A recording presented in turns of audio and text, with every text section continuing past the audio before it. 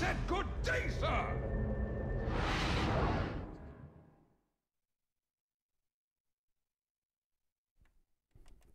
Welcome back, everybody, to The Defense. It is our second series of the night. Thankfully, we are finally underway. The teams had a little bit of internet issues, but hopefully everything should be fine. Hoping, Durka. I'm Capitalist. I'm going to be joined by Durka. We'll see what happens, guys. We'll see what happens. Fingers crossed. Toes crossed. Yeah. Everything, you know, touch wood, laminate, plastic. Knock on wood, whatever you could do, whatever guys. this is. Whatever you could do, just don't let it be like that. All right. We got our first pick about to come up, so let's jump into the draft, shall we? Team alternate Attax versus Danish Bears. At least Danish Bears have done their homework. Banning out Wisp in first phase is like vital against alternate. Yeah. I always see them as like kind of like Vega Squadron back in their infancy. You know, the Wisp Tiny was integral to them really coming to the forefront, especially of CIS Dota. Alternate, same kind of story. They do like to fall back on that combo, but they're not bad with others. You know, we've seen them have a lot of success with things like Ember Spirit back in the previous patch. But a new patch, first time I'm seeing them. Danish Bears, we've actually been relatively surprised at how well they've performed over the last week and a half, 2 weeks, and they definitely seem to have a pretty good grasp on Windows 10 making noises. There we go. Just ignore me. Ignore that. That never happened. You saw nothing. Anyway, Shadow Fiend first pick for Team Alternate Attacks. I am just looking forward to Danish Bears. I don't know. I really like watching this team. They're super aggressive and they're good at it too. 5 seconds remaining. Like I would tell, like, it's funny because normally I would be on the side of Team Alternate Attacks. Like in a cast that Blitz and I had. We casted Team Alternate Attacks. In fact, who did they beat? They beat somebody, and I told them before. I was like, you know, this team is actually really good. They've been around for a while. You've probably run into some of these people in your pubs. And they're good. They're the only Polish team out there, but they're actually pretty good. They went 1-1 against New Team. Okay. So New Team's dropping a lot of games against teams that they aren't expected to. I would say I would place New Team as a solid like third or second place in their group, but they keep dropping games to. Who else did they drop the game to?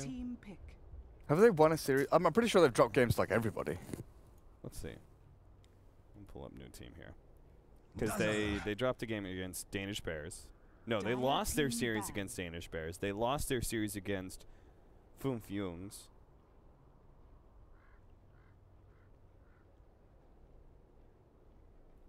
They tied with ATN. They won their series against Lemon Dogs. Yeah, if they don't win their series against Lemon Dogs, they'd be in a really bad position. And they 2-0'd Power Rangers as well. Okay. But that wasn't actually for sorry, that wasn't for the defense. So. Dire team ban. All right, a little bit more to work with now. Winter Wyvern and Clockwork for Danish Bears. Dazzle being picked up by Team Alternate Attacks. So already physical damage and minus armor is going to be the combo for Team Alternate. Danish Bears, though, do have a lot of control and initiation between those first two pickups. I really love the Winter Wyvern. I feel like he's a support that warrants that first 1-2 pickup because there are very few situations where I feel bad about Winter Wyvern support. I feel this support has very few weaknesses. Ensuring kills is not his forte. So if you want some early kill power, that's not going to happen on the Winter Wyvern, but I feel like that's really his only downside as a support. Otherwise, he offers a lot. Going into the mid game, obviously, his control is really good with Winter's Curse. You have Splinter Blast, which allows him to be one of the few supports that is both viable and is good at defending towers. Yeah. You know, like you look at like Keeper of the Light would be another support that's good at defending towers, but he's not nearly as viable as Winter Wyvern is. Yeah, when you compare him to a lot of other supports, he's very good in the first like 5 minutes. Very early game, incredibly strong with Arctic Burn. Falls off a bit, you know, during the sort of middle part of the game or the period just after laning phase when, like you're saying, securing kills, finding pickoffs, getting that initial lockdown, Winter Wyvern definitely lacks. But Clockwork with the hook shot, great opener there. The one thing, though, that I've seen a lot from Danish Bears is the sister combo, Crystal Maiden and Lina. They love playing that combo. The Arcane Aura with then Lina in like a 4-roll running around with the Laguna Blade killing people. They've loved playing that, but not this time around. They also really enjoy the Queen of Pain mid still for Hester Joe. So it'll be interesting actually to see what he goes for this time around, because there's no TA, no Quap, no Shadow Fiend, you know, 3 of really his strongest heroes. What's left in the pool for him? Maybe we'll see something a little bit different. I was gonna say maybe they'll pick up something like a Viper to really challenge that SF, but I think that's a little bit too much early game. Oh, he has played some Magnus actually. 10 seconds. He's played one game of Magnus. The rest of the heroes, but yeah, Leshrac, Shadow Fiend, TA, Queen of Pain, all the regular old ones. What about Alina mid here? Because you still are Radiant side, so you'd still like something that would take advantage of stacks, I think. Yeah, it could work.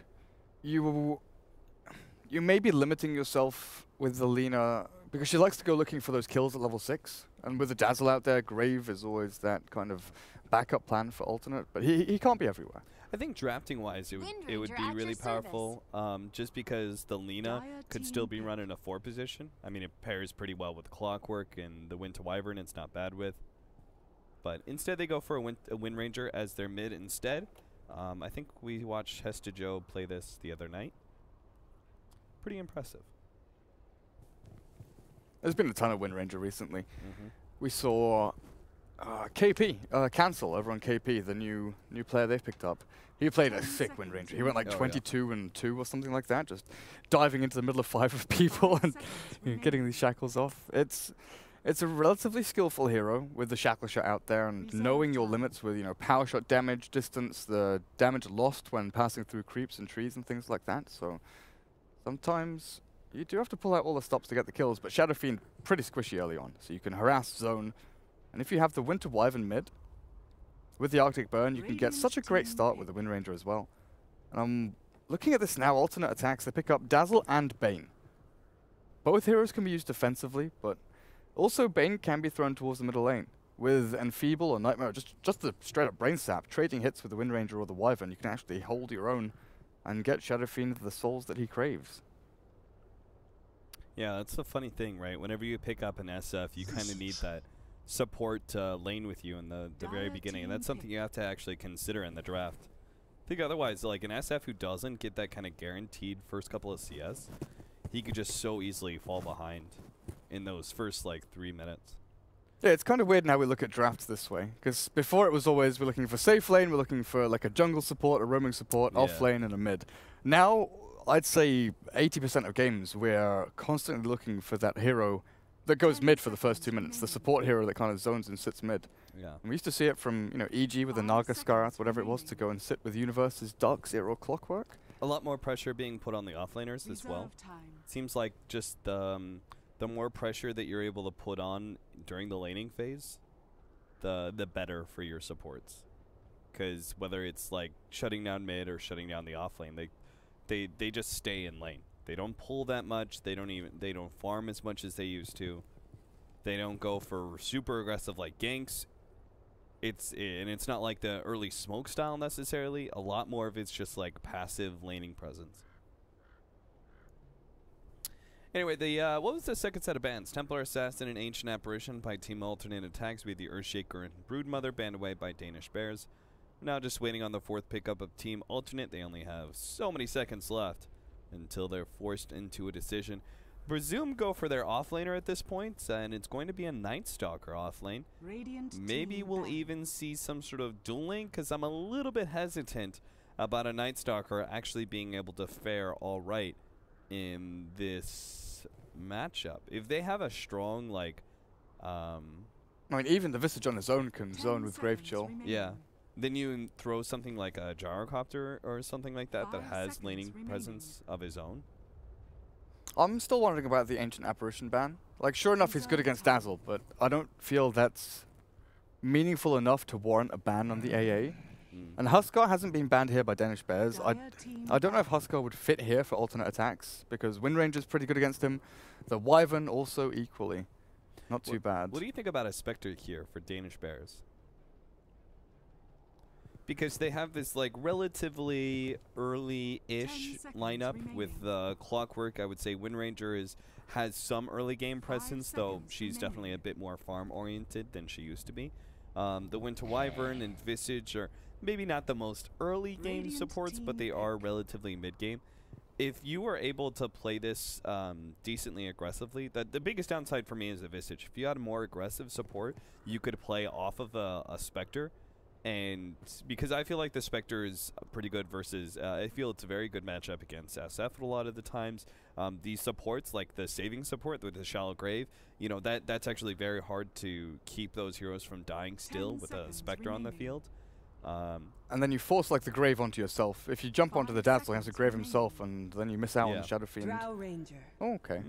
Okay, Drow Visage. They're going to double down on some aggro here with the Drow Visage combination. Wind Ranger as well is going to hugely benefit from that Drow Ranger aura.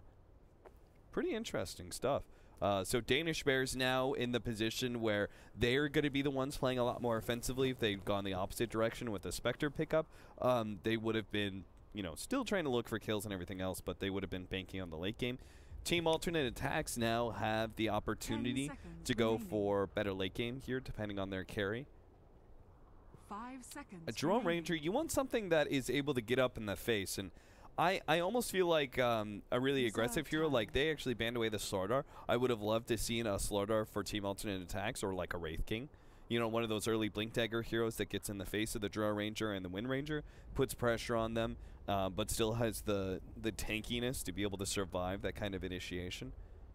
Because if you survive through the initial part, you'll have the backup of the Dazzle as well as the Bane. And then the SF obviously comes in as your dedicated right-click hero. Chaos Knight! I mean, that's another hero that goes right down the same line of thought. It's just, who goes Chaos Knight? Team Alternate Attacks go Chaos Knight, that's who. I saw some people talking about Chaos Knight before this series. I don't know who was playing it, but I know it's been picked up a couple of times recently, even without a Wisp. Like, people have been tinkering with this hero. Now you get that minus armor debuff, along with the crit. He can jump on the Drow Ranger as well, which I think is one of the biggest reasons you picked it up. I was looking at a Huskar here for them, and I was liking it as the draft progressed. The only big downside for me really was like the Wind Ranger focus fire, maybe the Visage birds, but you know, you can work around that with Dazzle Grave, and then you've got Nightmare and Phoenix Grip out from the Bane. But then I started thinking about Spectre for alternate attacks. Like, that's also not too bad against the Drow Ranger. But like you said, they've got a relatively aggressive early game lineup that can go and apply pressure, that can hook shot, they've got loads of stuns, and they've got decent sustain with the Cold Embrace. So with a Chaos Knight, what do you even build on this hero? Without the Wisp, do you just go full stats and go like Treads Drums into S and Y? No, I think you go Armlet still. Still Armlet? Maybe. I think the stats out of Armlet is maybe too good to give up. I don't think there's enough mobility on the side of DB that you really need the extra movement speed, right? Like the Wind Ranger obviously has Wind Run, but the bigger concern is the Drow Ranger, and she's really not a very mobile hero. So I think you would still be able to just, you know, use that W to get onto him, and then that's kind of good enough, and then you just focus on damage from there. But I know for the past year or so, some Danish players, Crit and Rise, have been talking about Chaos Knight and talking about Battle Fury Chaos Knight. Battle Fury Chaos Knight. Because he needs mana regen. HP regen's good. The damage is great with the crits, and you know, you can build yourself up and farm nicely with him. It's always been an issue of where do you fit a Battle Fury Chaos Knight into your draft. Right. But now you can pick up like a one-roll Chaos Knight, not need the Wisp, and kind of play him, you know, as an actual one-roll, rather than the roaming, ganking, killing kind of thing at 15 minutes jumping around looking for all the destruction he can find. You could maybe find room for it. But I still feel like going straight into the stats is going to be the way to go. I guess Armlet wouldn't be too bad here. I've never been a big fan of Armlet on Chaos Knight. Like things like Manta Style, the old school like Diffusal Manta build I've always loved. But he's going to need a BKB pretty quickly this game.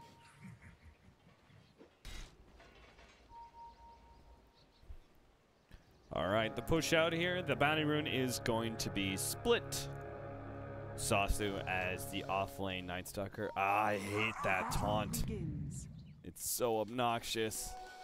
Kill yourself, SF. It does not line up with the game's aesthetics. No, it does not. I am in disagreement with the usage of this taunt. So Ryze gets a lane ward down, but it's scouted out by the offlaner. But this ward here doesn't block up the pull camp. So Night Stalker sees what's going on, but he can't really stop what's happening. And the Grave Chill, like I said, from Visage, should have a good time actually zoning this guy out. And mid is the 2v2 lane. Yep, there we go. But it's not the Bane, it's the Dazzle.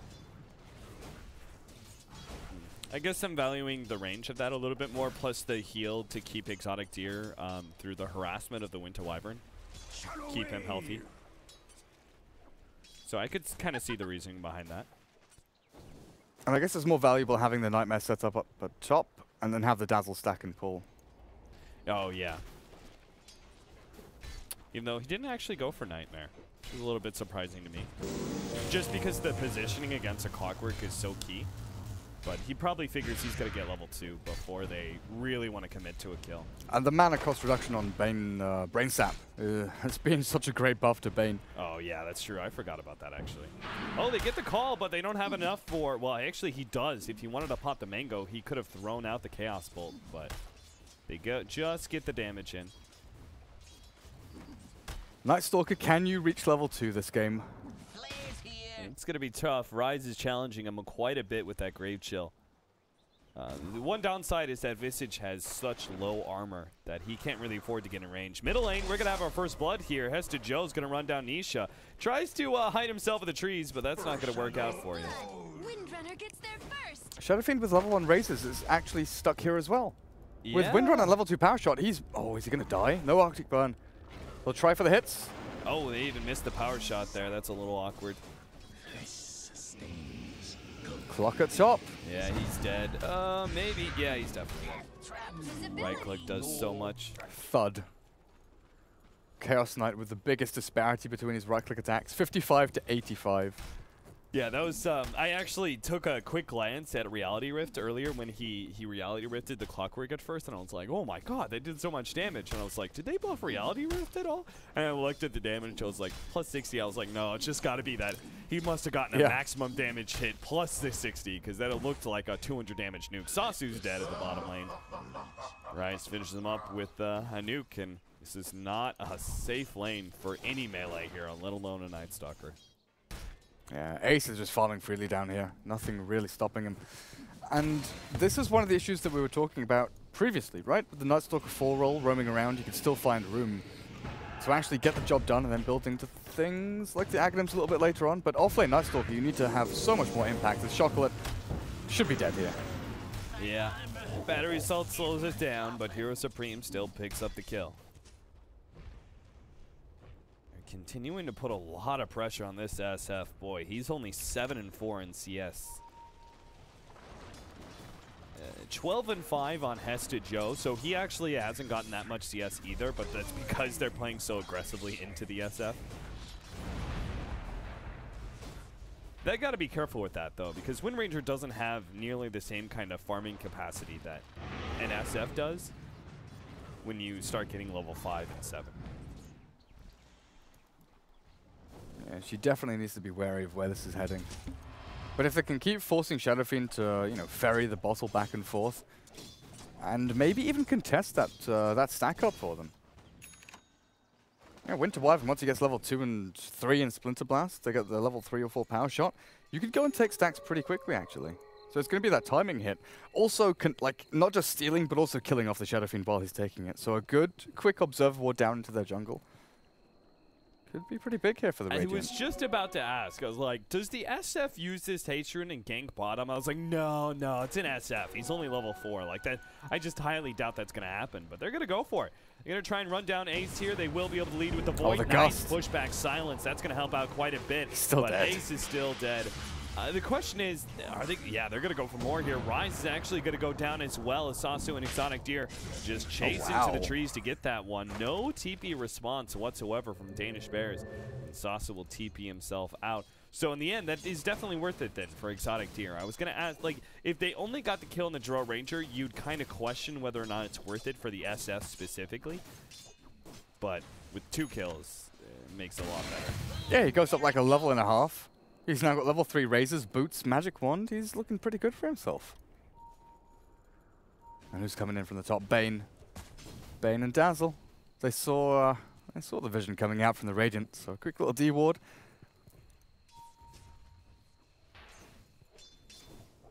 Chaos Knight's diving up at top. Calm down there, Chaos Knight. They've got 4 heroes mid right now. So I can't believe he was playing that aggressively when he has no backup in the top lane. I guess he thinks Draw Ranger and Visage, there's just no way they TP out of their lane. So in that case, the only turnaround, like the only hero that could be there would be Noya's Winter Wyvern.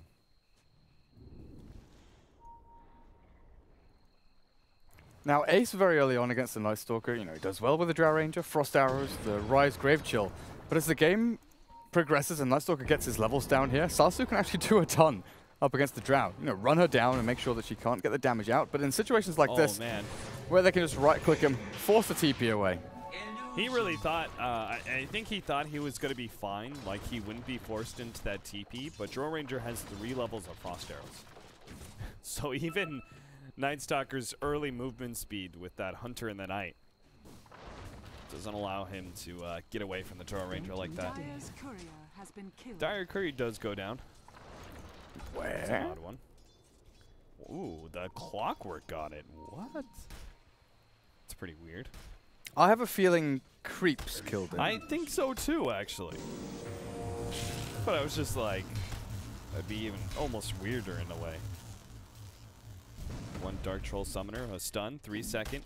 Hero Supreme doesn't actually, he does have enough to be able to go for another Reality Rift, so Chocolate's got to be careful, really challenging this one. Reality Rift goes in, and 2 right clicks, and he gets the kill. Chocolate just really underestimating the power of the Chaos Knight.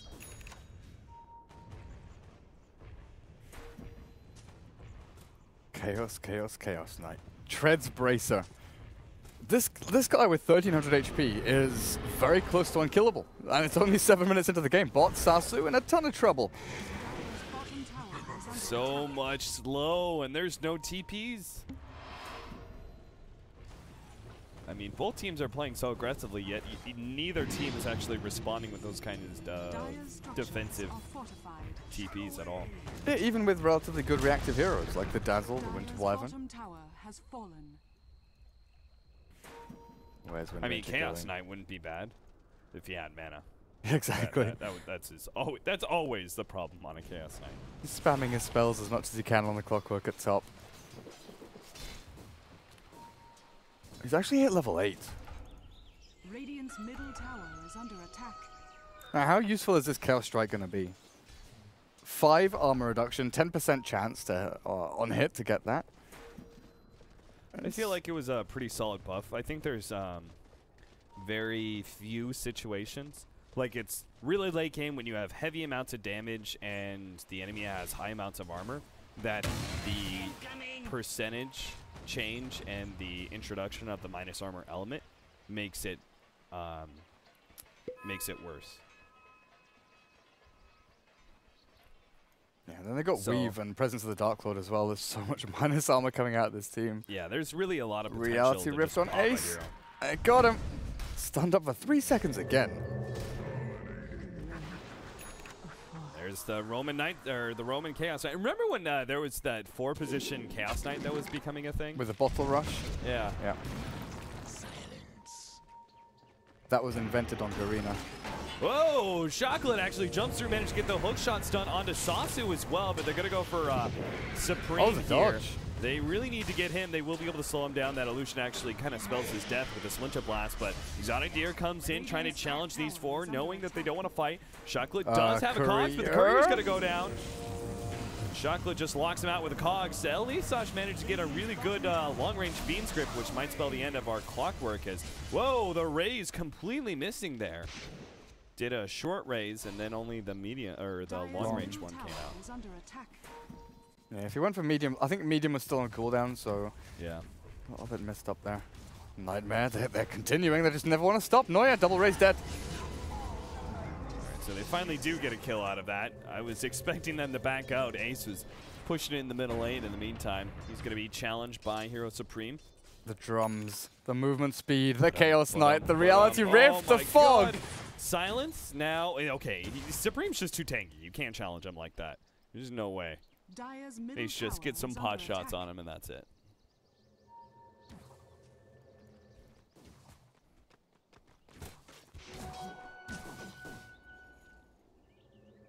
And that's the thing, like, how do you stop this Chaos Knight now? Because he's going to be running around doing this constantly. Stun during the wind run, 4 seconds, the hook shot off the mark.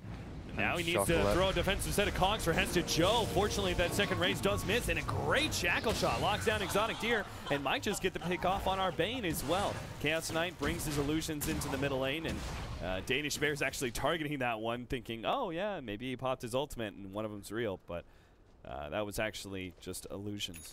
Nisha had no mana for Grave. It's like a super sad situation where Dazzle's standing there like, I can nearly Grave you if my wand comes off cooldown, and doesn't actually get it off. And poor Shadow Fiend just drops in front of him.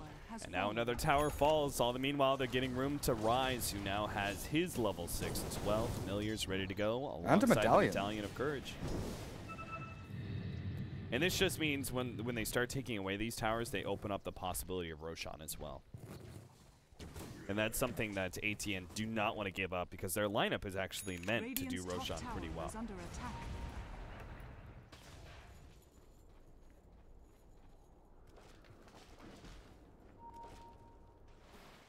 Hero Supreme working towards the armlet now. So I like the drums. I think the Treads drums is still the right build, but I think I like the armlet after.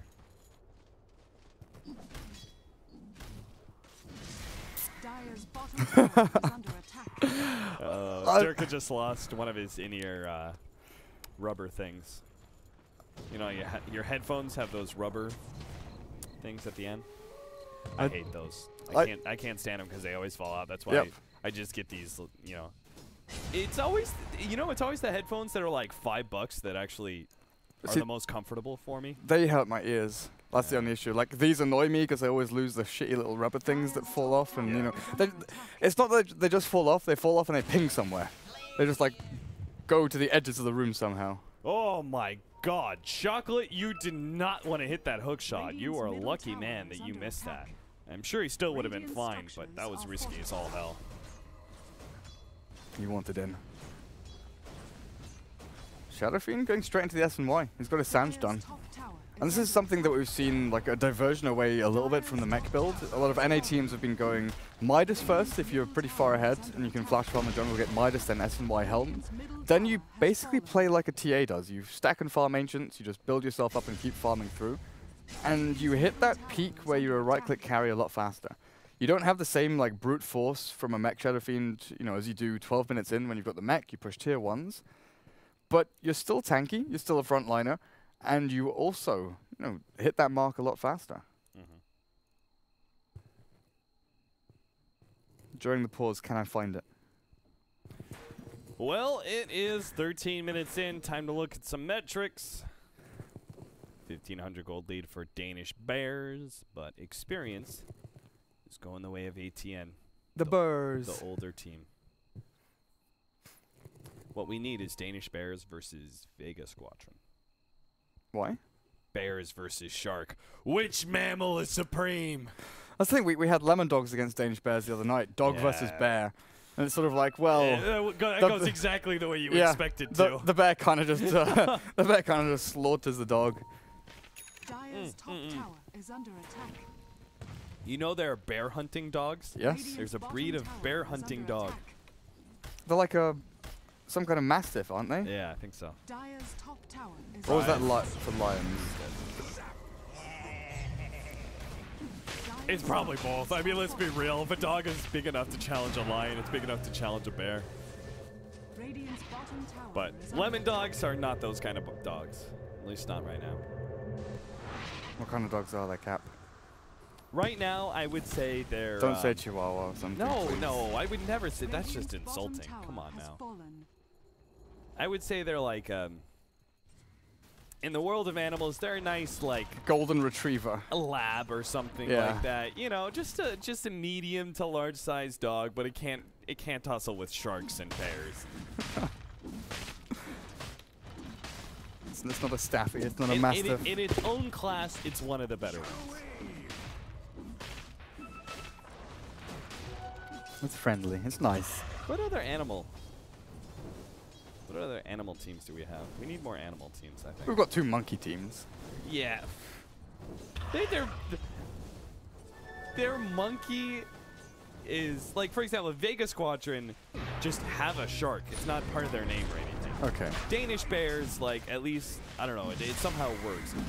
Both the monkey teams are just, like, not really to do with monkeys. It's just I like, don't lol. know what Monkey Freedom Fighters has to do with anything, but apparently it's a Sing Sing thing. I don't know.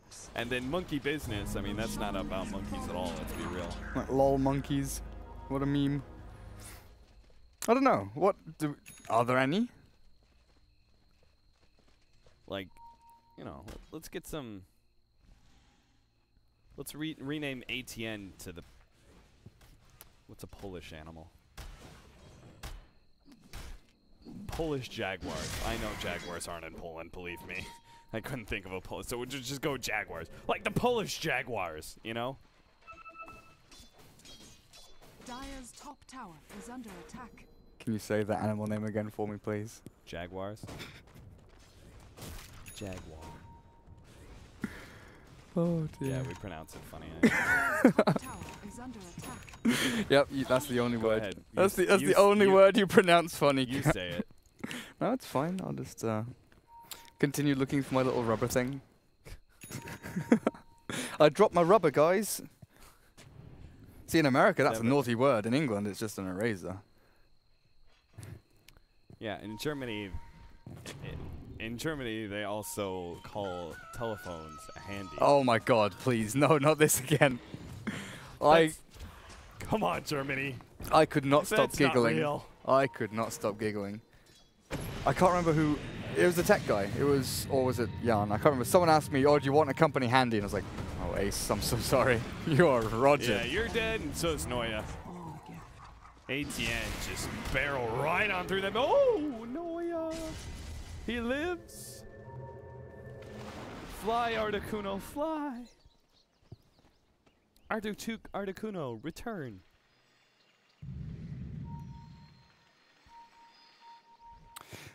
There's no lightning, is there? No lightning legendary bird in Dota 2. Zapdos. Yeah. Because we have Moltres is Phoenix. Articuno is Wyvern. Oh, you're saying in Dota. Yeah. Yeah. Hero is going to get saved by the Shallow Grave. The power shot isn't really there. Oh, the hook shot hello. is, and now Shackle gets that kill.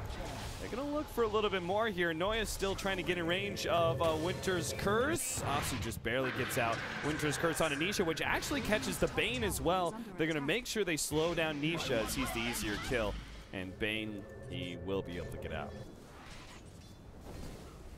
The Drow Ranger, though. Getting picked off before the fight even begins. Still, though, comes back alive, and the push is straight on for Danish Bears, barreling down middle lane. I think Danish Bears have to start 5-manning together. They can't afford to... Once somebody's out of position, their whole lineup falls apart. But if they're 5-manning, they actually have a pretty decent shot. Sleep up on our Winter Wyvern, Exotic Deer. They've got grip again. Fiend's grip onto Rise. He sends his familiars to stop that one. Actually stops Hero Supreme in the process. Rise is still going to be slowed down enough that he will die. Eventually. And that should be the end of it. A big issue here is that they don't have arcanes. Like, there's no mana sustain for any of these heroes apart from, like, Bottle on the Wind Ranger. So they're running out of mana after one fight. And like you're saying, this team really does want to 5-man and push into towers, take objectives, and maybe find a head-on-head 5v5 at some point to get into these tier 3s or the last tier 2 remaining. But if they take a fight and expend, you know, 3/4 of their mana pool, and then push into a tower, then they expend the last quarter spamming out like Splinter Blast and a power shot, they've got nothing left to give. So alternate, if they are on the back foot a little bit defending, they've got Fountain regen, they've got mana regen, they've got Arcanes over on 2 heroes. So they've got tons to sustain them. A stun on the side, Exotic Deer. Shucklet actually chooses not to go for the battery assault inside the cogs. I thought he could have actually, oh, never mind, I forgot, he ages. So that's why he goes for the cogs pushback. Still, that was a nice disengage. I mean, at this point, anytime you can get into some sort of fight that doesn't involve the Drow Ranger and get out alive, I think you're going to be pretty happy, because then you're just creating space while waiting off the Aegis. This does mean they're going to lose their tower, though. Danish Bears, they'll probably spam, but I don't know if they really want to challenge. They have Curse, but Rise and Ace are so far away from this, there's no real point in jumping in. Top tower has fallen. Oh, Wind Ranger. Just ahead of the Fiend's Grip. And the thing is, Alternate knows exactly where Rise and Ace are with this Observer Ward over in the jungle. So they know that Drow Ranger and Visage, yeah, they're pinging out right here. They're both farming here. There's really no contest out from Danish Bears to control these lanes. And with Aegis gone, it's probably just going to be a little bit of passive play. Alternate shove the waves across the river a little bit, go back to the jungle, farm Ancients, and then group up to go and take... Like, maybe bot tier 2. I don't know if mid tier 2 is going to be the safest route for them because of things like Hook and Winter's Curse. So maybe a smoke... Oh yeah, they've already smoked. Smoke down to bot tier 2 through the jungle, I think. So they've already got Sasu like heavily shoving this lane down. Unless they find someone mid. Which they do. Green is going to catch Chocolate. It's a pretty decent pickup. Jeez! Yeah. During the minus armor, double minus armor, and then a Shadow Wave. Where did he go? Clockwork is in heaven now. ATN. Take the 4 versus 5 to the tier 2 in the middle lane. Robo heaven with Bender. At least they thought. They've got a medallion now for the Dazzle, so add a little bit of more minus armor to the list. Like they needed it. Exotic Deer almost has his BKB, so that's something. He's super tanky as well. When they have that, I think maybe they push in again. I'm not sure. Do you want to wait out the... Because I feel like you're just about to really hit your timing for Danish Bears. So they get a pick off on the Dazzle. Because I feel like this team, they're going to get bullied early, but once they hit like 25 minutes, they get super strong. Yeah, it's like Drow level 11 gets her first primary item and then, you know, builds into that sort of next middle stage item. I don't know if it's going to be, a blink here for the S&Y Drow Ranger or if she goes into a BKB now. It's a really tough, like it is honestly a really tough choice to actually decide what to build into. Yeah, because a blink really wouldn't be bad at all. I actually would really like that against the Chaos Knight. But then do you want to stand your ground and fight, or do you want to try and increase farming speed, split pushing, and catch potential? Because if the hook shot fails, they've got no plan B. They've got to land a hook shot, get the Winter's Curse onto multiple heroes, and then dogpile onto someone with the physical damage they have. Oh goodness, like this. Sasu. Just ripped apart. You know how the brave these creeps are? Hold up, bottom. Nisha gets off the Shallow Crate. These heroes have overextended themselves, but a great Shackle shot. They're still going to be able to get the Fiend's Grip, but Cold Embrace actually keeping Ace alive, allowing the Wind Ranger to output more damage until the SF steps in with the ultimate. Wipes out everyone else. A Blink Dagger away. Chocolate stays ahead of the Reality Rift. Noya, he is going to be caught, though. TP out, but just gets eliminated with the right click. And Chocolate actually used the hook shot to jump over to Hested Joe to make sure they do get out. They force a lot of rotations, but lose 3 heroes in the process. Yeah, and the big problem is even if you have a BKB for the Drow Ranger, it's still not going to save you from the SF and the Chaos Knight just thwacking you to pieces. But then do you have time to go for a... Oh, geez. Clockwork. Oh, Supreme with stun. Finishes him off. There we go. Heavy hitting. You know what's funny? If that was a 4-second stun, he probably would have lived. And the reduced damage. Yeah. And then he has the cogs. Oh, never mind. There was a Reality Rift. So. But yeah, the Blink is like a good stopgap item now to go for. Do you have time to actually build up into something bigger? Is my main question. Like 1600 gold, you're definitely saving for something. But what is that something? Can you afford to wait for Butterfly? Oh, are they getting a kill here? They are. Exotic Deer just slowed down so much. I'm really going to side with the Blink Dagger now that I see like openings like that. I think you really have to take advantage of. Because Chaos Knight is such a burst-oriented hero that if you just like blink back defensively, you'll find an opening after that. And I think that the Blink Dagger would actually allow you to find a lot more catch. Yeah. Where once you broke ATN, then you're just going to clean up the rest of them. It's funny, I was listening to what are the Dan Carlin podcast. Does this podcast on history and of war. And he's talking about how in like medieval times, actually just ancient war in general, like 90% of the people who died in a battle happens after the enemy breaks. Like during that period of time where the enemies just like clash against each other and then they back up and they clash and they back up and clash. Nothing happens. Very minimal casualties. But it's really once one side breaks, that's where you just clean up everybody, where it just becomes a slaughter. That's people turning their backs, running away, getting slammed by horses and shit like that. Yeah. And that's how I kind of feel like Danish Bear. It's like once they break the Chaos Knight or the SF, then all hell breaks loose and they just start running down the rest of ATN because their damage is so insane. But you just have to get through that first really tanky, like, frontline hero. With the grave and the heal and the weave and everything behind him, yeah. Supreme, he's just going to run right forward. Shackle shot does catch him. It's going to be awkward, but he's still super tanky. And Asleep's actually going to go out. Winter's Curse on the side. They turn their attention to Sasu, but a Shallow Grave will save him. Now they start chasing forward. Haven't gained a hero yet. And now Hesta Joe's actually going to be caught by the Fiends. Get pulled back in. Exotic Deer lets loose that ultimate, but he still gets away with a win run. Rise drops the Familiars beautifully. Cold Embrace helping to be able to buy Rise some time here, but ATN, they just survive through everything with their tank. Nice resummon of the Familiars, and that will actually allow them to perhaps get a kill here. Supreme controlled up once again, but the Shallow Grave comes in for a secondary time in this fight. Silence goes out. Ace trying to go for Supreme as best he can, but he can't quite catch him, and now Exotic Deer is right in his face. Hesta Joe challenging Sasu, can't win that one as the Void actually gets the kill. Chocolate backing the rest of ATN back up, but will be caught by the Reality Rift, and Ace is the only member of Danish Bears to survive in the end as the Chaos Knight. What did he die to? What? He died to a creep. I don't know. I guess he armlet toggled off. Where did he die? You want to look at that combat lag? Because that was... Targets. That was interesting. Chaos He Knight. got caught in some sort of armlet toggle scenario. I figured it was like Familiars or something, but... This was a mistake. Does the combat log break Dota? Looks like it. Oh. Of course it does. Yeah, that bug certainly hasn't been discovered. Oh, wait. I have just been disconnected from the server. Great, thanks. Was it the moment you clicked the button? All right. Yeah. I'll pass that on to Bruno. Combat log, please. I'll try again. Oh, it worked this time.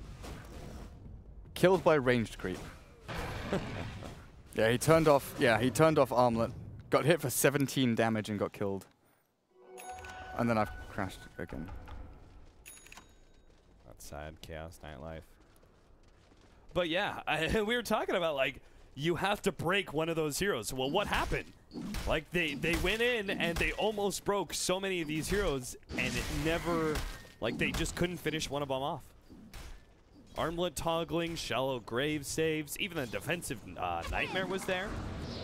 Supreme, Ace actually backed up a little bit. They may still be able to get the kill. There's the additional little pushback from the Silence, but they can't go for it. The power shot, no.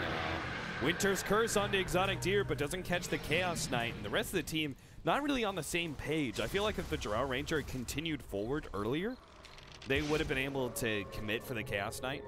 And then even that Winter's Curse, like again, just not on the same page as your two damage dealers.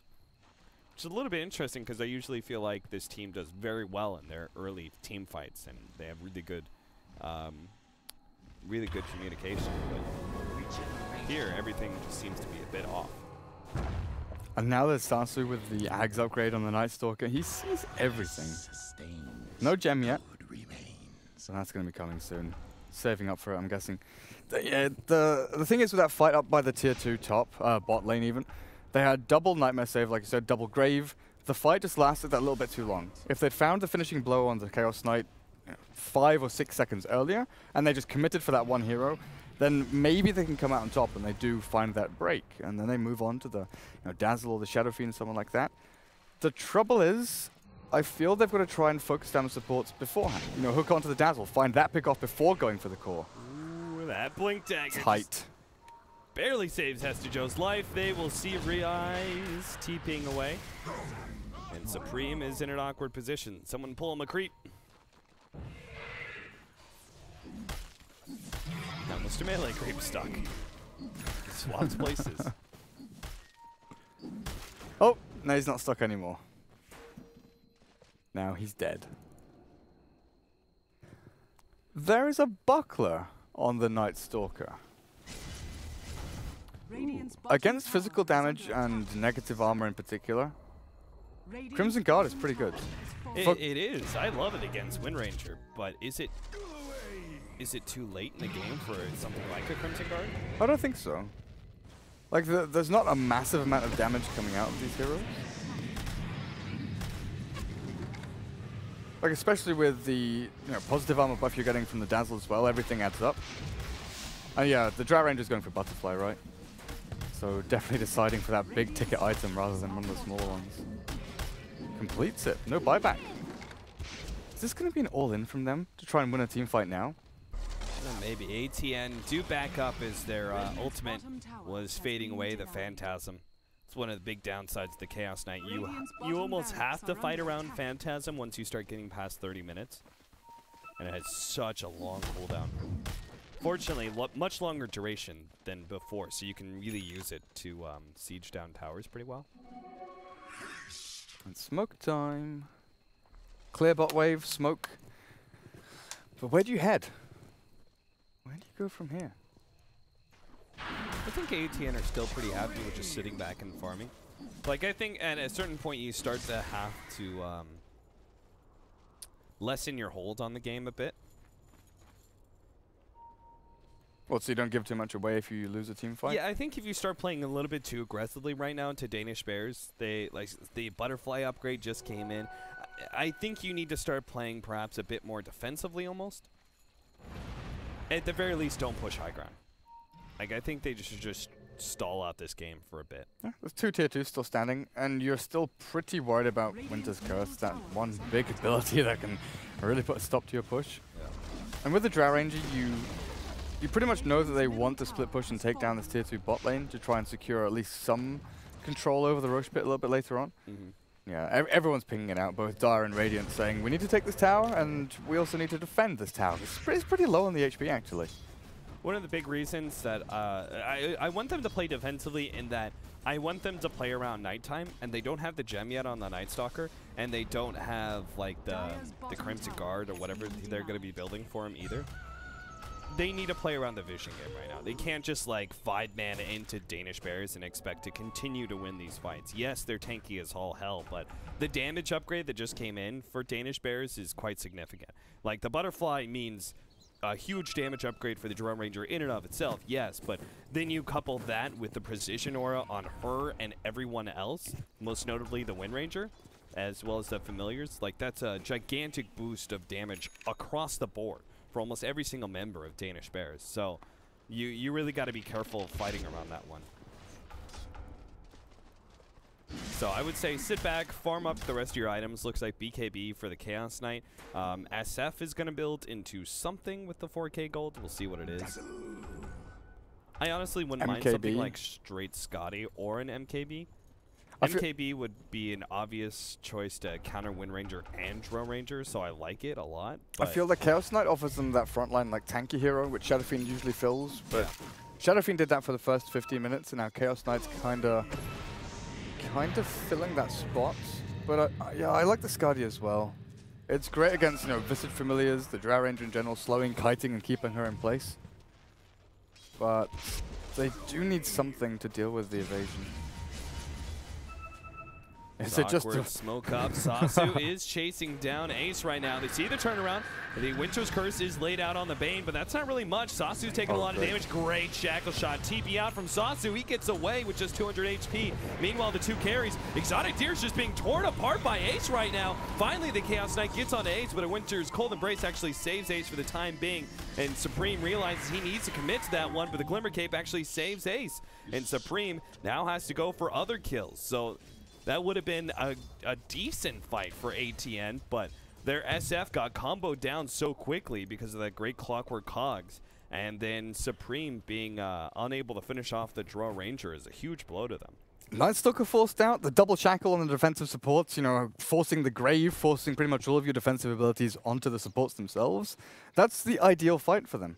That's what Danish players have been looking for. Find those defensive supports, make sure that the carries, the Shadow Fiend in particular, can't get graved up, and there's no annoying nightmare being thrown onto, you know, your Drow Ranger or your Wind Ranger. And then they just pick people off from there. You've got to say that the double cogs onto the carries, though, the SF and Chaos Knight both trapped in there. They've got to be fortunate that the BKB actually arrived for the Chaos Knight, or else he might have just died as well in the duration of the cogs. But yeah, kind of fortunate he managed to turn it around with the BKB and get another couple of kills. But how long ago did Aegis expire?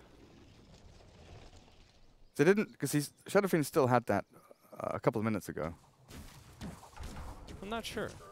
I don't see the timer anymore. You don't? It's been a minute and a half.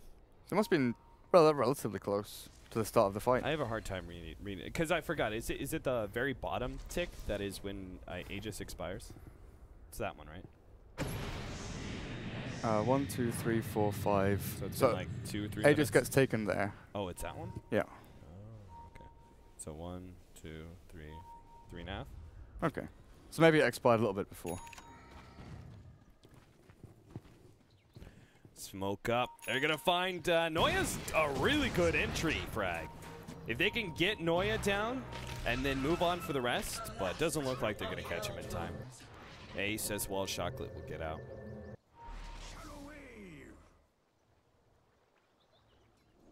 Incoming. I was just about to say a butterfly after watching that last display of the Drow Ranger. Like, I wanted the Scotty because I thought tanking up. I wasn't sure if, like, going the damage build would benefit you if you start becoming the target of somebody. And I much prefer the butterfly now that I see, just because the Drow Ranger is obviously not going to have MKB for a while. The Wind Ranger is likely to build one soon, like, especially now that he sees that Talisman of Evasion, might forgo the Daedalus in exchange for the faster MKB. But you're still, like, limiting her on item slots and such. Yeah. And you can pull my favorite move in the game. The bait the butterfly, then switch to damage item. Oh, yeah. Because Talisman of Evasion is such a great, like, cost-efficient item with the evasion it gives you. Then forcing people to buy MKB to try and deal with it makes it even more cost-effective, because, you know, you've bought this 1,800 gold worth item faking out the butterfly order, saying, hey, look, I'm going to go for a butterfly. And then they spend, you know, 6,000 gold or whatever on the Monkey King bar. But I'm pretty certain he's going to buy the full butterfly. There's no real reason not to. Guard blocks 55 damage. The Drow Ranger is currently hitting for 370 some. Yeah, when I saw the Crimson Guard being built, I thought it was good. At this stage, after a couple of good fights from Danish pairs and the item progression they've got, negligible. It's still going to do something, but not a lot of something. It's still really good. Like, the biggest thing, Crimson Guard is super good versus Wind Ranger, because she usually holds low damage but really high attack speed. But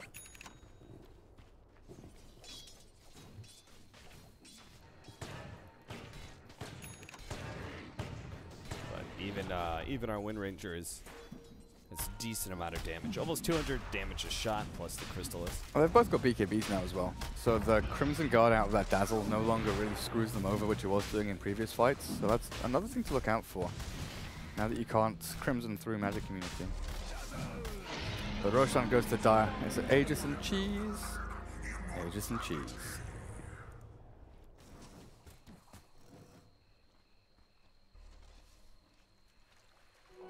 I'll take that.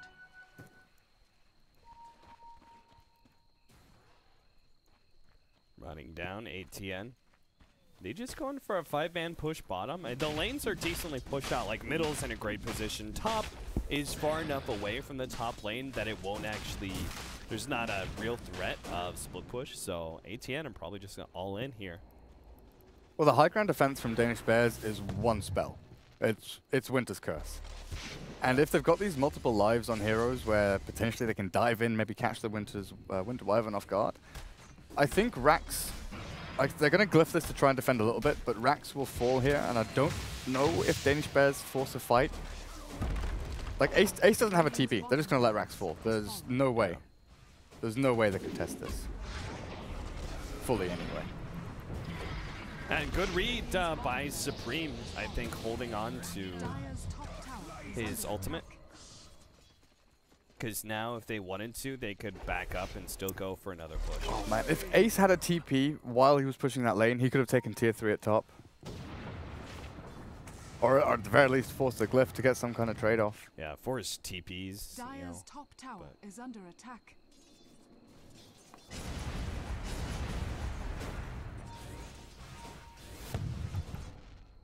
Now do we just go down middle lane again? ATN, not giving up. Oh, we've got one TP back at least, the Bane. Yeah, he was hoping to get the sneaky pick off on Draw Ranger, at least stopping TPs, but... But now the fight, the jump in. Oh, shackle shot. Supreme immediately going to be the target here. Mass armor, though, coming out on him. He's going to be controlled by the familiars, and Glimmer Cape saved. Exotic Deer, the next target, but BKB pop. Now the ultimate goes down from Supreme, but it's a bit too late until he turns around and wipes out the Wind Ranger.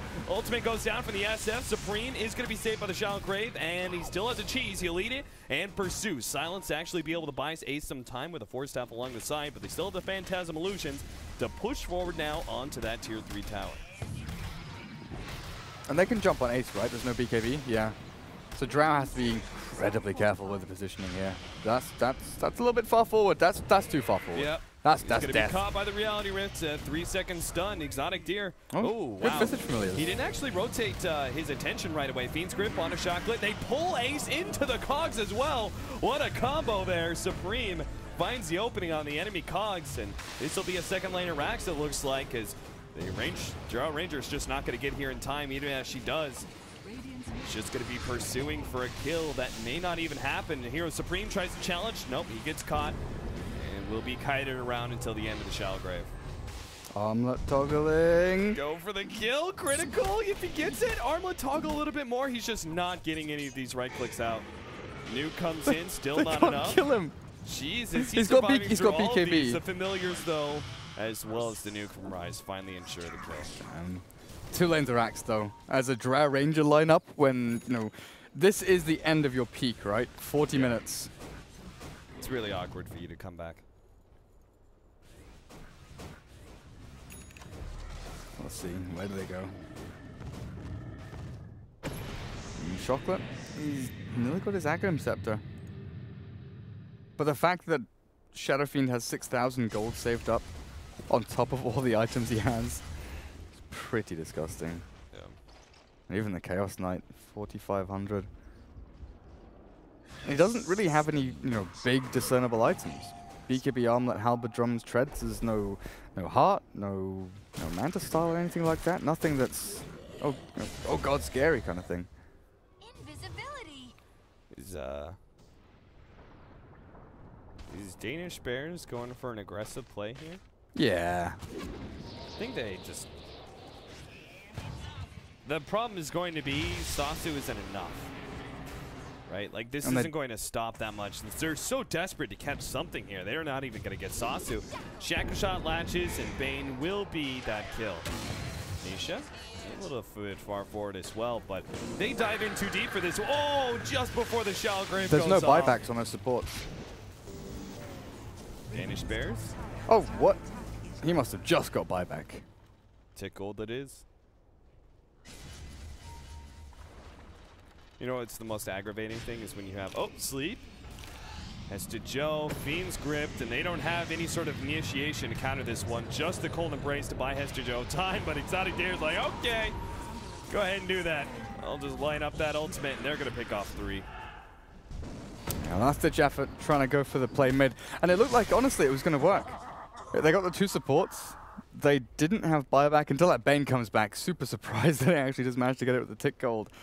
And now it might even be game with Team Alternate in a situation where they can start to look just to run down mid lane and look for the tier 4s. Yeah, when you have both the Butterfly and the MKB, and the Wind Ranger is still not looking for that next item at all, and the Draw Rangers are not going to have an MKB either, the SF just went from like countering your physical damage to now countering your dodge as well, your evasion, on both Draw Ranger and Wind Ranger. Backdoor regen? He's a beast. Who needs backdoor regen? Exotic tier. What are they doing? Are they gonna go tier 4s? Like this kind of clowny stuff is what happens when teams try and throw the game. Fortunately, they curbed their enthusiasm a little bit. Hey. What? Radiant's top tower. What are they doing? Roshan is nowhere close to being up. I am unsure. Why didn't they take out the tier 2? That's the only thing stopping them right now. They could have stayed top and waited for the creep wave. I don't know. That's really weird. Why wouldn't you take out the tier 2 at the very... Like, if you don't want to 5-man into the base, that's fine, but... Alright, that play literally made no sense. It's like they just got lost all of a sudden. Where are we? Help! Some early stage dementia happening. Where am I? So is it all-in moment version 2 for Danish Bears? Do they have a smoke? I guess. Are they smoking? When Wyvern has a smoke, time to go and hide yourselves. I don't know. Hero Supreme, he's got illusions. Chaos Knight is one of those heroes. Like him, Phantom Lancer, Medusa. Those are like the illusions become your double damage, essentially. Illusions act as another bloody hero. Alright, now time to go for the tier 2, but the wave's already pushed back up, so you have to go catch it. Clock has Ags, but will he be able to use 2 hook shots in a team fight? If he hook shots and immediately force staffs out, yes. If he doesn't do that and he tries to do like anything else, any sort of battery assault and then force staff out, like once he feels in danger, I'm pretty sure he's just going to get blown up. 3 hit by the SF. Yeah. Maybe not 3 hits, but... Shadowfiend does a lot of damage. Slow and steady. I mean, if there's enough minus armor. Yeah, it's possible. The end of Weave, where you're at like minus 30 armor or something absurd. With Crimson. And Presence of the Dark Lord and the Chaos Knight crit hit. You keep saying Crimson, but you mean Solar Crest. Have I been saying Crimson Guard? Crimson a lot. I've just got this Crimson Guard from the Night Stalker stuck in my head. Yeah. Solar Crest. That's what I think I'm saying. The first time I pieced it together, I was just like, by the time I got it, I was just like, whatever, it's past. I was like, oh, it's too late.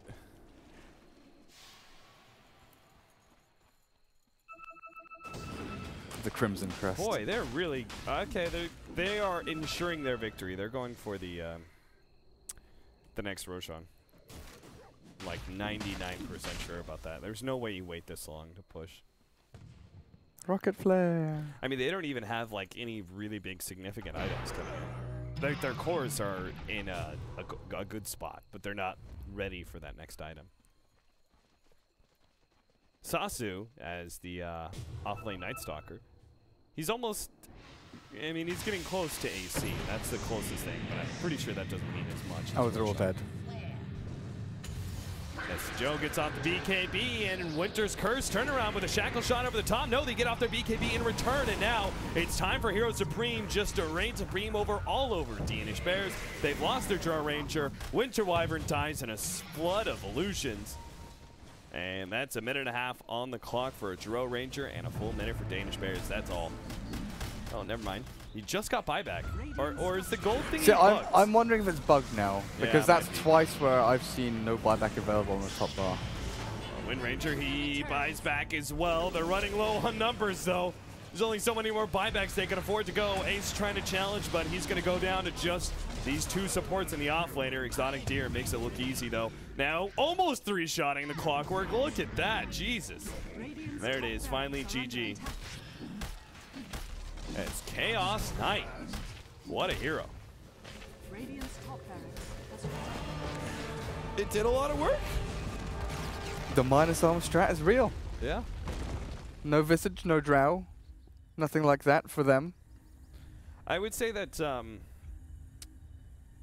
that Team ATN got, I would say, maybe farther ahead early than they should have. Like, there was never that point, remember, I was like 25 minutes, right?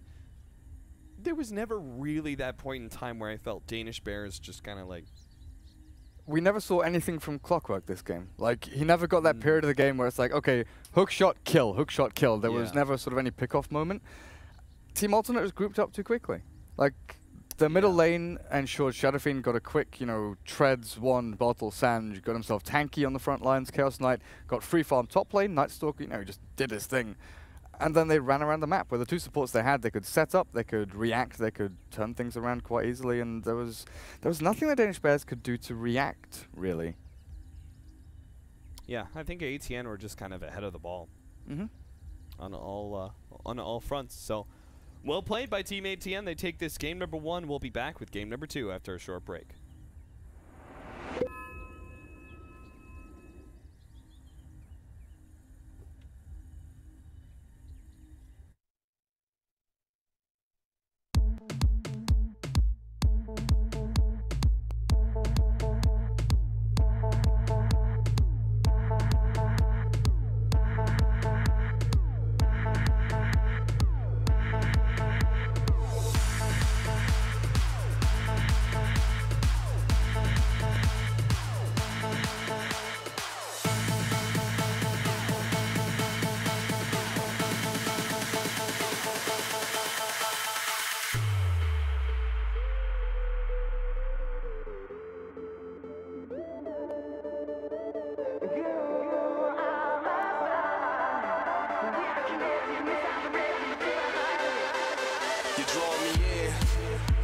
Slow down, no.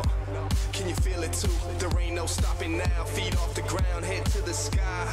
Yeah, wind by my side. You in my vision, directly we collide.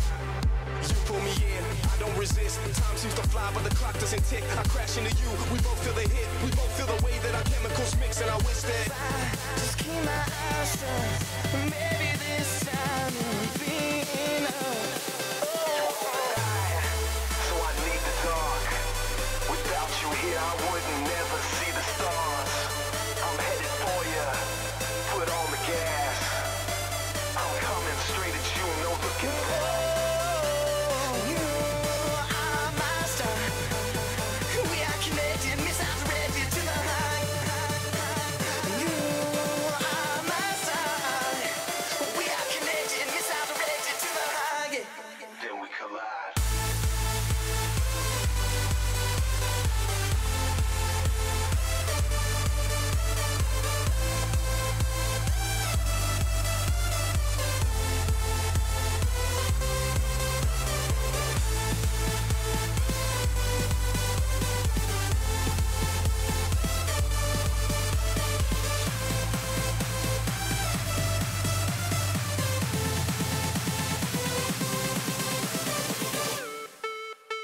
I'm here, I'm your statue. Your heart is a magnet, I'm coming at you. Girl, you're my target, I'm aiming at you.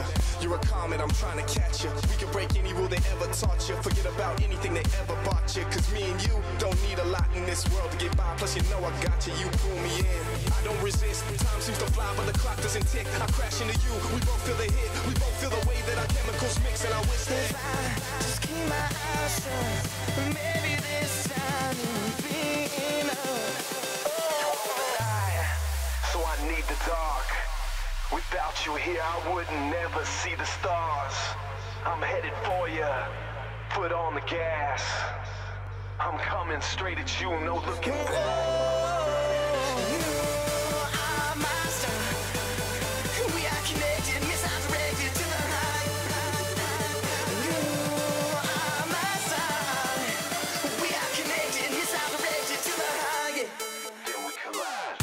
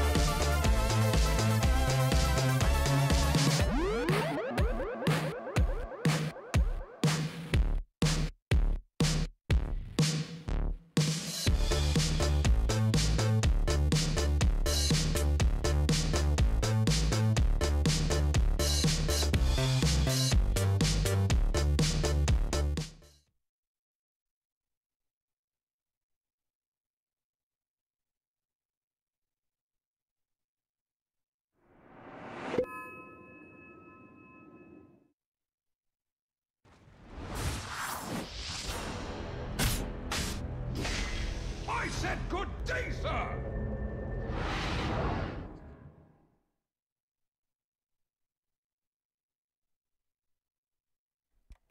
Welcome back, everybody. We are here.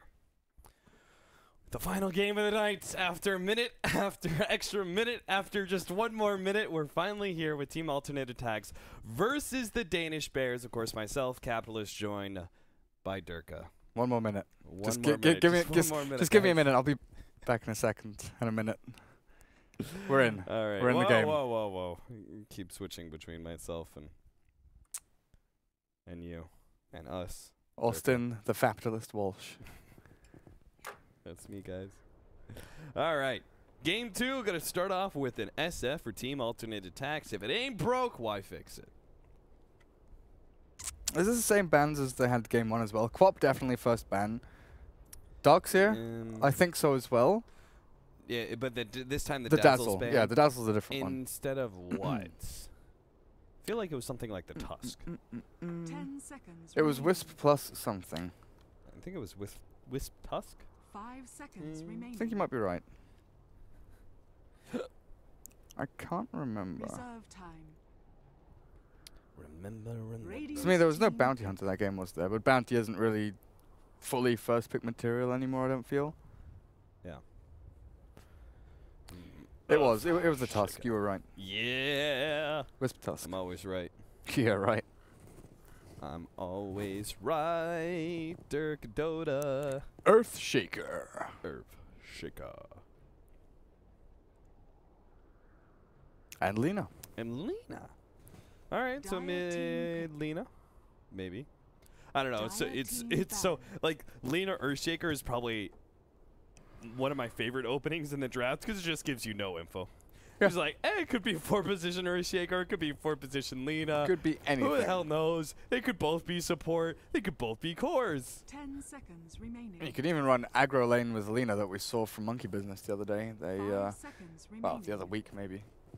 They had like Lena Dazzle PL and they just crushed Wraith King in a safe lane. Reserve time. It was against CIS Reject. I think it was MLG qualifiers. But that was fun to watch. Dazzle PL is disgusting. Oh yeah, the damage you output is ridiculous. With like level 2 Doppelganger, you just spam it out constantly. So the timings actually match up pretty nicely. Dire team ban. So Tusk will not be picked up in the first 1-2 despite escaping being banned. However, in the second banning phase, he will see his fate undone. Bane is going to be the other ban by Danish Bears. 5 seconds remaining.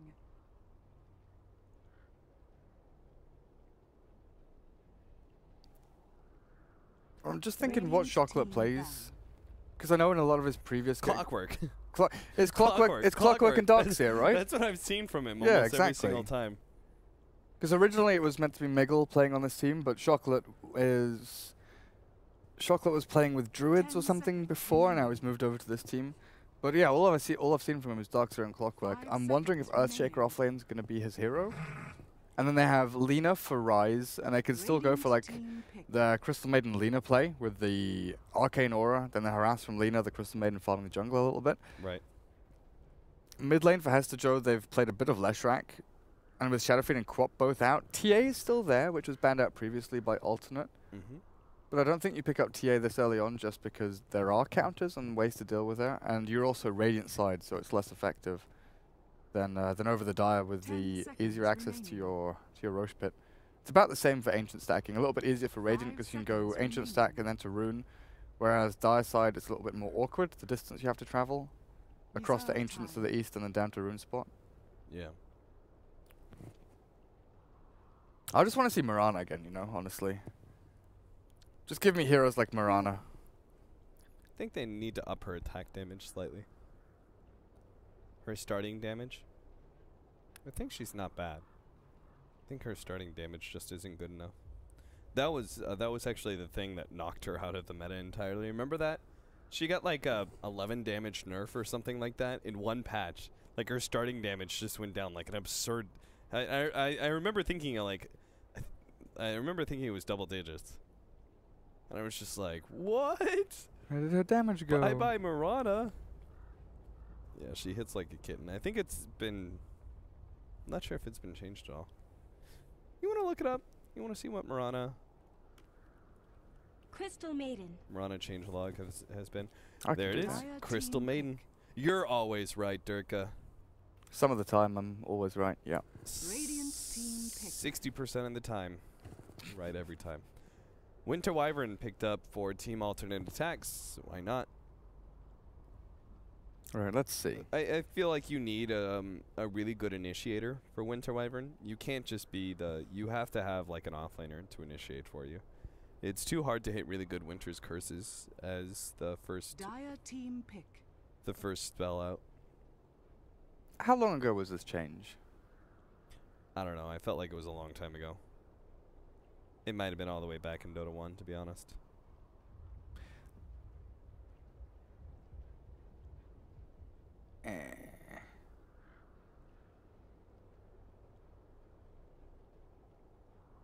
I can't see it. I mean, 10 this recent seconds patch log, they remaining. increased her agility gain by 0.6. 5 Yeah. seconds remaining. Maybe Yeah, that I saw does that and remember something. thinking like, yeah, but her starting damage is still really crappy, and that's the important Reserve thing, right? time. Is that like the agility gain isn't going to change the fact that in the first 6 levels you still have no damage. Just got to buy like 6 slippers of agility. Yeah, I guess so. Spam Wraith Bands. That's the build. I mean, the damage difference between like her and someone like Clinks, you know, Yeah. it's like so absurdly different. Well, she's like bottom 5 of base damage, right? There's like Shadow Fiend, Invoker, Tech. Well, there's Techies, Invoker, Shadow Fiend. Like Mirana's there as Radiant well. Team ban. Yeah, it's like all these absurd like right clickers that are able to get damage off of something else. And then there's Mirana. I think Ice Frog just really 10 wants her to be a seconds support hero. remaining. Maybe. I don't know. 5 seconds remaining. Oh, Clinks has lower minimum damage than she does. Reserve time. Oh, that makes sense. I mean, Searing arrows. Actually, makes they- up such an absurd number. They must be the same. Mirana is between 38. Oh no, wait, what? Mirana's between 38 and 49. Clinks is between 37 and 43 at level 1.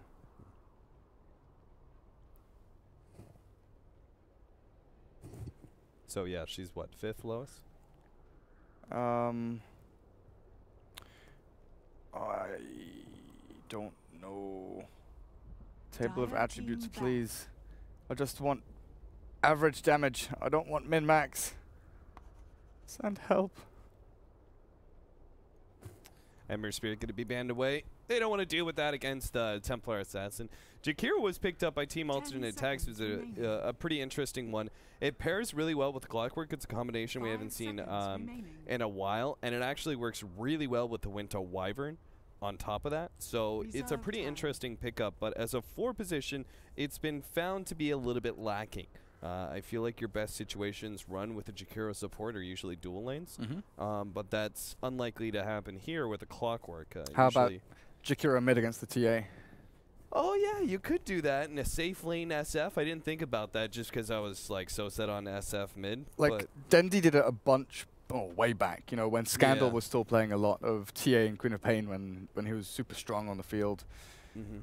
But maybe they play it like a Skyrath kind of. You know, you have the Winter Wyvern up top, the Jakiro mid with your SF, and you just burn through Refraction, burn through the regen initially with Liquid Fire. Or maybe you go Dual Breath, because cooldown on Liquid Fire is pretty long level 1. It's like 16 seconds, right?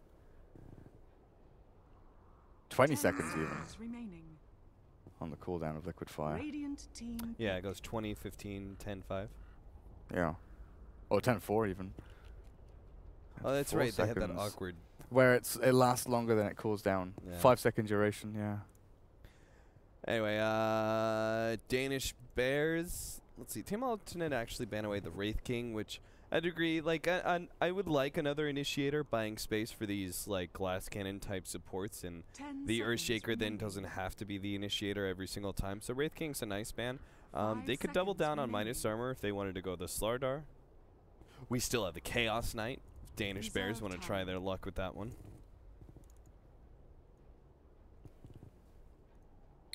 What's another ace hero, though?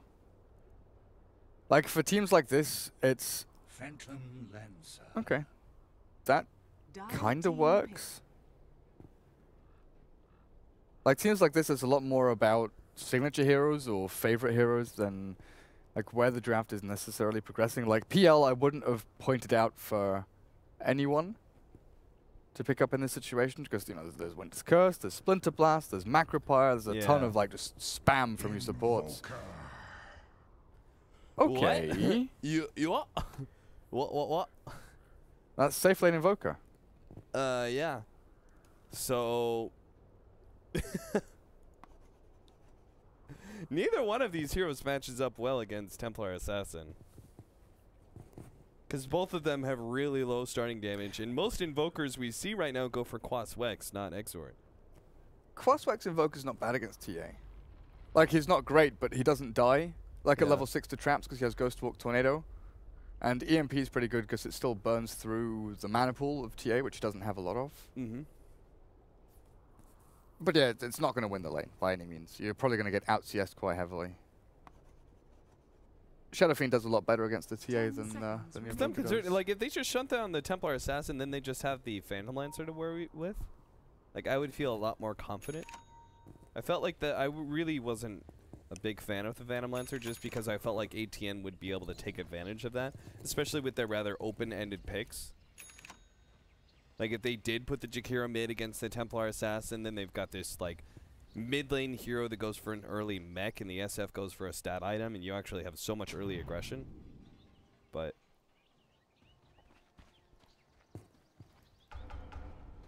I don't know. I guess you kind of said it earlier. It's more about the player preference. Yeah. Oh, that hair, though. The Invoker hair. Has he got the shiny golden flamey hair? Yeah. Not a fan. I like this better than the puppy hair one. You know, like the comb back blonde hair. Yeah, I guess so. Like that was actually the worst item ever created. Auspicious heaven-piercing pauldrons. Yeah. All right. It's as bad as the Shadow Fiend with the frickin' with the hi-hat. Taunt. All right. Time to sit up for this one because it's game number 2 between ATN, Team Alternate Attax, and the Danish Bears. Danish Bears looking to get their revenge after losing game number 1 to ATN. Some pretty interesting picks on both sides. Danish Bears definitely operating with the bit more standard lineup, I would say. ATN operating with a different support in the Jakiro as well as the Invoker as core.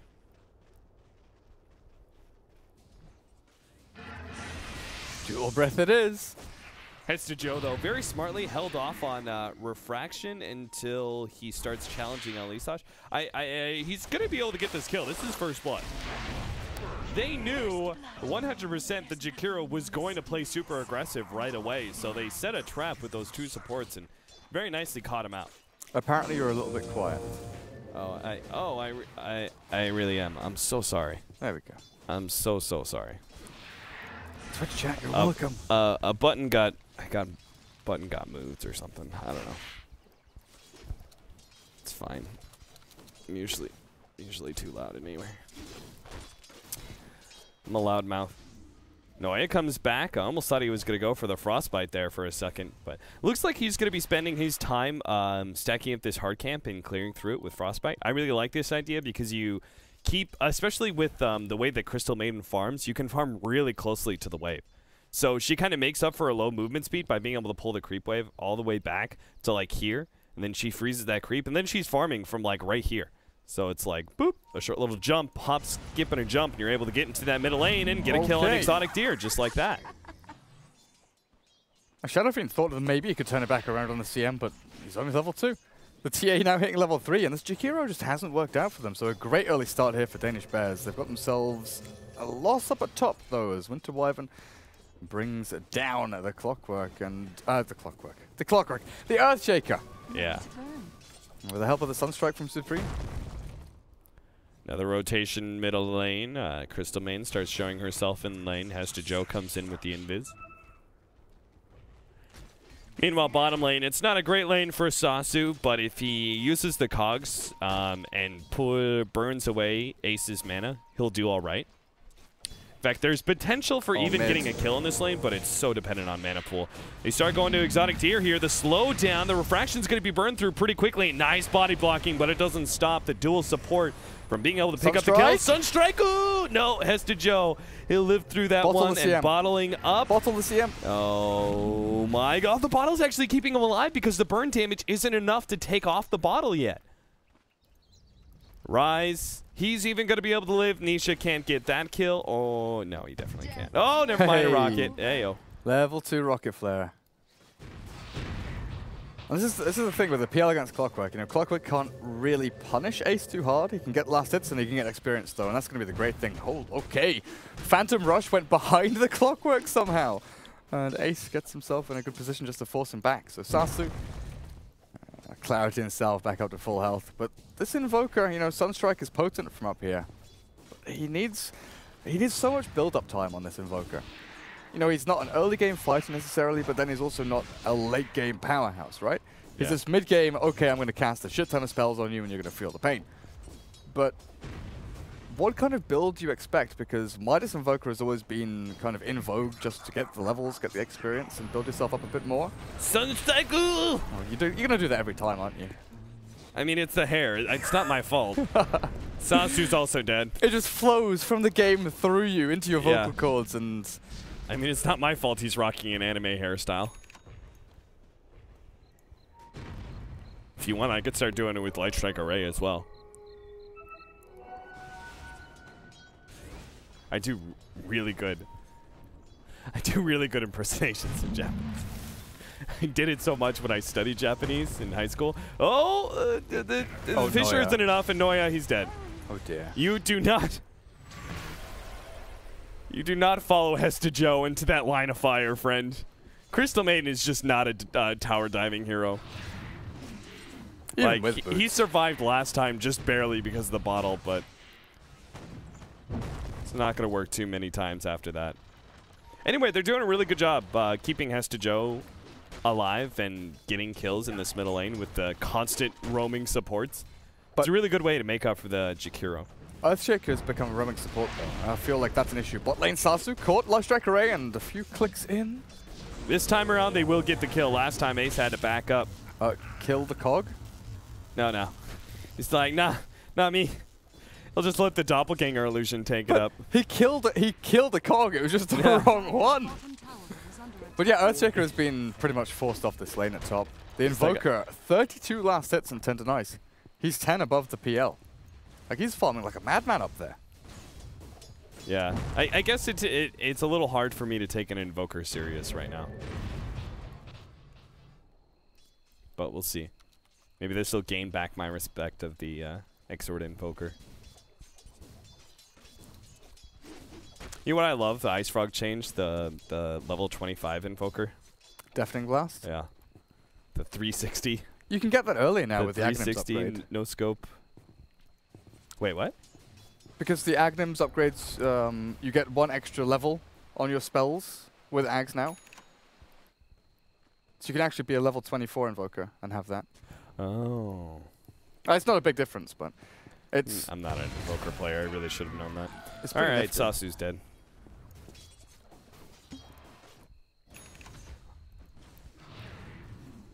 Man, you were really blowing my mind. I was like, did they make it so Ags makes it... upgrades the Deafening Blast right away? This middle lane fight is a little awkward. I don't think anyone... Oh, no, maybe Hesta Joe's going to go down. Actually, it's going to be Nisha. Nice Fisher comes in. A right click is able to finish him off. And that's the end of that tale.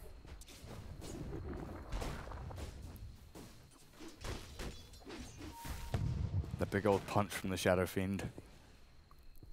Now, I mentioned TA during the draft for Danish Bears here pretty early on because it was one of, you know, Hesta Joe's signature heroes kind of thing, and there wasn't anything left in the pool.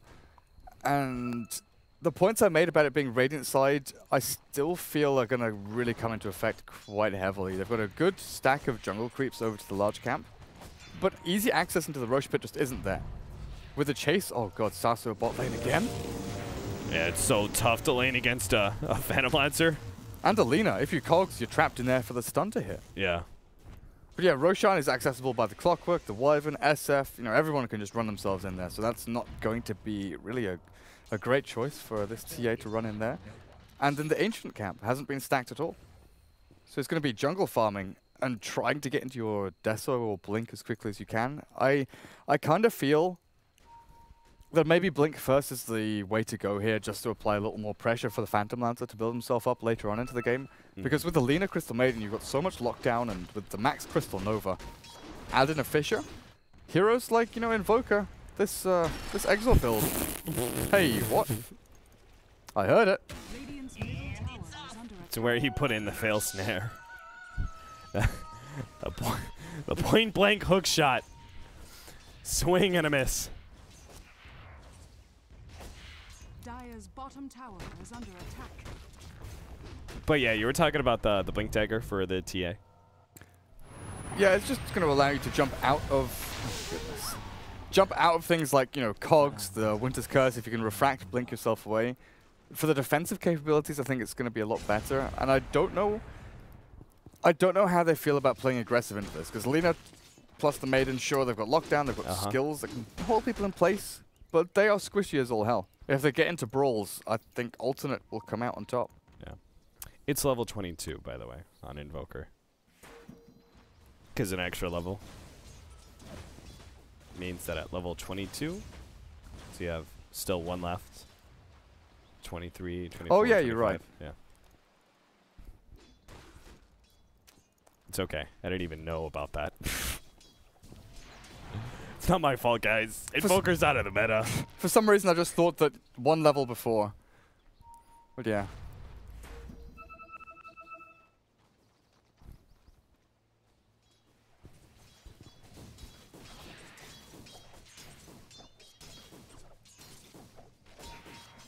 I would agree with the Blink Dagger on Templar Assassin, mainly because of the fact that they're investing so much time into the TA that she needs to be effective early, while their supports are clearly not going to be. So I'm with you on that. I'll ride and die, Durka. Ride or die. Invoker's a good pushing hero. He certainly is, with the Forge Spirit tanking up the incoming creep wave, and the Jakiro making things a lot easier with the liquid fire as well. Able to burn through the wave and take down the tower. Looks like a 11-minute tower, perhaps. TP in from Chocolat. He needs a K in his name. Why? Shock. Oh. Make him sound a little more beastly. Why does he have that S in his name? That's not a European thing, is it? No. I know us Americans spell words a little differently. No. Pretty sure chocolate's a European thing. Oh, there's no wax. Yeah, this is a little ballsy here to go for Supreme. Winter's Curse, and Hester Joe's dead. Melt? Oh, they have nothing to stop this one. He's got a refraction. Get a little bit farther away. He actually used his Melt Strike. He's still going to fight it out with Nisha, but he doesn't have enough. He doesn't have enough. Meanwhile, in the middle lane, Exotic Deer. No TP away. Frostbite and Like Striker Array finishes them off. Go ahead, laugh. You know you want to. Why, Cap, why? Listen, I had 3 years of Japanese, okay? Before anybody calls me a weeaboo or something stupid, all right? What anime do you watch? I had the choice between... I don't even watch that much anime. I really don't. In fact, when I took Japanese, I watched no anime. I watched the Totoro and the other Miyazaki films, but that was it. No Studio Ghibli? Yeah, all about that Studio Ghibli life. But I had 3 years of Japanese, all right? We watched a lot of anime in that class. Or a lot of Studio Ghibli films, rather. They are I had a lot of time to practice. That's the only anime I've ever enjoyed watching. Is TA dead? Well, Elisash is probably dead. That's an observer ward, not a sentry ward. Hesta Joe? Oh, dear. They're going to pop a hole. That shard came in just at the right time, and Noya's now going to back up. Sasu, he'll pursue with the rocket as well as the urn, but it's not enough. And this awkward back and forth arrangement, Noya, careful. And Ace, is he going to be able to run down Nisha? He is, unless Nisha dodges. He sees the neutrals attacking something, and he's on the hunt. He prefers to kill neutrals. Oh. Well. Good work, Nisha. Nisha has no TP. 9 stick charges, though, so should be okay. Yeah. Imagine if you just threw out a Crystal Nova. See what happened. Are you over here? You over here? Oh, I just now got your Shock-a-lot joke now. Shock-a-lot. I was just like, please, just I thought leave. you were just putting shock in his name. I didn't actually get the other part. Light Striker A misses. Chocolat not able to get an Echo Slam. Dire's bottom tower is under attack. Why is there so much fire everywhere? Oh boy, that's a two-man Fisher. Light Striker Ray is just going to land on Exotic Deer, but this will buy enough time for the TPN of Vinoya. He now pops an ultimate of his own, immediately Ice Path SF ulti, and that is a dead Crystal Maiden. Buyback? Let it go. Oh, Earthshaker going to come to buyback, trying to save Hesta Joe, but disaster strike. Chocolat goes for the Fisher block. Sasu is not locked in. Echo Slam, though, will catch him as long as Light Striker Ray, but dieback time. Chocolat's dead. And Ace, he's going to wait out a Jakiro. He's not even going to chase him down. Can't and do now it. Lisash lives with 70 HP. So I feel like the biggest winner of this fight, even though the team alternate, they come out on top. Look at Ryze's gold, 2.5k. This Lina can actually start building into Yule Scepter or something like that. The Templar Assassin is still going for that Deso build, but is held back a fair bit, as well as the Earthshaker buying back there. No Blink Dagger in sight for him. So the two supports now with the Earthshaker and the Maiden. Lina has become a core hero. While the Phantom Lancer, I'm unsure about BOTs this game. And I've talked, I know Clairvoyance has talked a lot about Phantom Lancer when he's been casting with me. And the BOT kind of standard build that's being, built up since Aggressive played the hero. Of the drums, Quelling Blade, Aquila, then Boots of Travel into Yasha, Diffusal Blade, whatever it may be. It's kind of one-dimensional. You know that you're going to try and jump around dodging fights and split up. You can battle a little bit and then TP yourself around. But sometimes you have to deviate from the norm and go for something a little more aggressive. And I feel like Ace has to do that here, because if he drags this game out, they've got ways of dealing with him. Winter's Curse being like a prime example, and you throw in the Invoker spam spells, Meteor, Deafening Blast. The Phantom Lancer can't evade and dodge through that.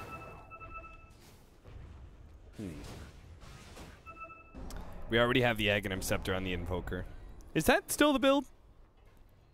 Ags first? I don't think it was ever the build. Yeah, that's true. Like, the main sort of meta build was... Oh, we'll come back to it. He's got a... No, he doesn't have Doppelganger. Uh-oh. He's dead. Yeah. Like, the sort of 2 or 3 main meta builds when Invoker was popular was the Wex build with Phase Boots, Drums, Force Staff, and, you run around. Then there was the Orchid build for Wex. The Exort build was like Boots of Travel, Necro Unit, Force Staff, Blink. And then you go into Aghanim's Refresher, maybe a little bit later. But now the Ags gives you so much more power with the extra skill points across the board in these orbs. Well, in the spell power, not the orbs themselves. And the stats it gives you. I'm not sure if bypassing mobility is still the right way to go. I like Ags as like a second item after Midas. The fact he doesn't have Blink or Force here, I'm not sure about it. But it does give him a lot more strength to actually go and fight with the Wyvern and the Clockwork. So we'll see how he does with it. Oh boy, look at the SSF's damage. Holy God. DDD. Yeah. He does 280 damage. Alacrity, DD, maxed out souls, and he has an Aegis now. Meanwhile, this 3-man smoke is rotating around the top lane, but Hesta Joe, he needs help now. He can't afford to wait, but a double damage strikeout from Exotic Deer gets the kill, and the 3-man gank is left without their primary damage dealer. Where do they even go from here? Just lost time, essentially.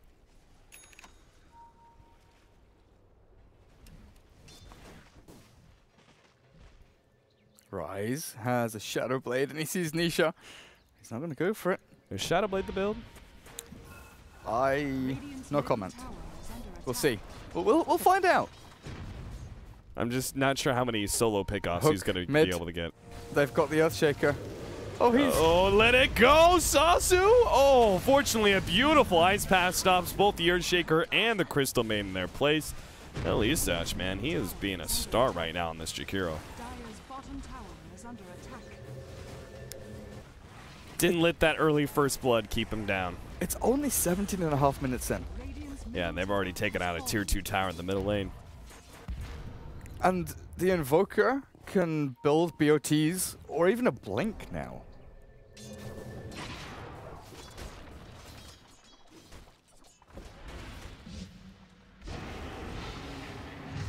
Ace. You have no Doppelganger. Well, we've got Desolator on the Templar Assassin, but they're kind of forced into a situation where she can't go and take Roche, she can't take stacks or farm. She has to try and fight up against this. Yeah, they're going to brute force. They've actually TP'd Sasu up here. And they might do a fake back with a smoke. No, they're just going to hide themselves away. And then run straight back in. Awkward. You notice that happens a lot in these fights where both teams like go in and then back out and the other team chases. Just this weird game of chicken. You want to fight? You want to fight? You want to fight? All right, Ace trying to finish up the Diffusal Blade now. Looks like they may even just give up this tier 2 tower if ATN try and force it. A lot of the time it just feels like both teams are just going, you know, do you know who I am? Do you know who I am? And they just run away from each other. No one actually wants to fight.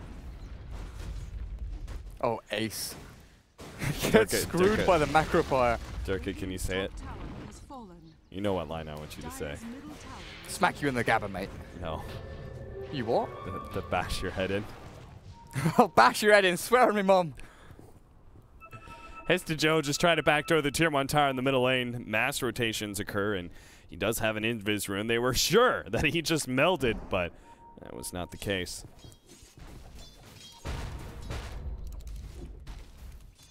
All right, Chocolatte's still a ways away from that Blink Dagger. Yeah, after that buyback, die back, dead again situation. Oh, hook shot, they've got him! Crystal Maiden. I'll hold off on that one. Need a little bit more prep time. Hesta Joe still kind of stalking ATM, getting whatever intel he can, but the invis is going to run out now, and he sees no real opening to go. So the tier 2 just gets destroyed. Radiant's bottom tower has fallen. Can they force high ground? They've got all their ultis, right? It's better to defend tier 1's. Got to stop the gold income for Ace. Yeah, make sure that Ace can't actually finish up that Diffusal Blade real easily.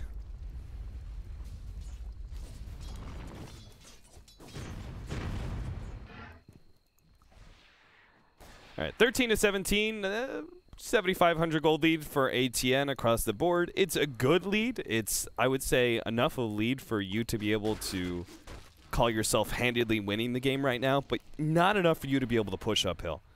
They got to wait for another Roshan. They just got to control the game right now, stay ahead in net worth, maybe even grow their lead a little bit with the map control that they're exerting, and then take that second Roshan, get another Aegis. I don't think they can utilize this one to push uphill. And unfortunately, there's no more objectives for them to go for.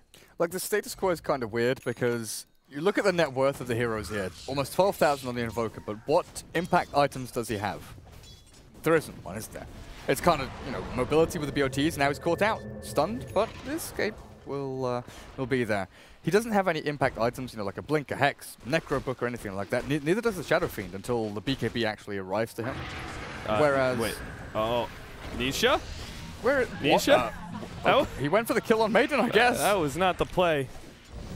Whereas the Radiants do have Sasu, oh, they impact almost caught Ace. The rocket isn't quite enough. He lives with 25 HP. Like, the Radiant have Shadowblade Lina. They've got TA with the Death Throat. And once the PL gets his Diffusal Blade, Earthshaker gets Blink, they've got, there's a TA Blink as well. They've got impact items. So there's a, oh god, the Sunstrike. Say it, Cap. Atsui desu ne. That means it's hot, isn't it? Really? Yeah. I think. I don't know. It's been a long time.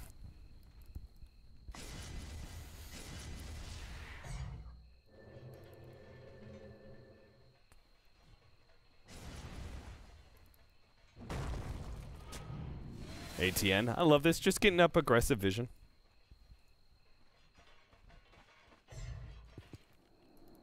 They could, I mean, they've got 2 of the lanes controlled right now.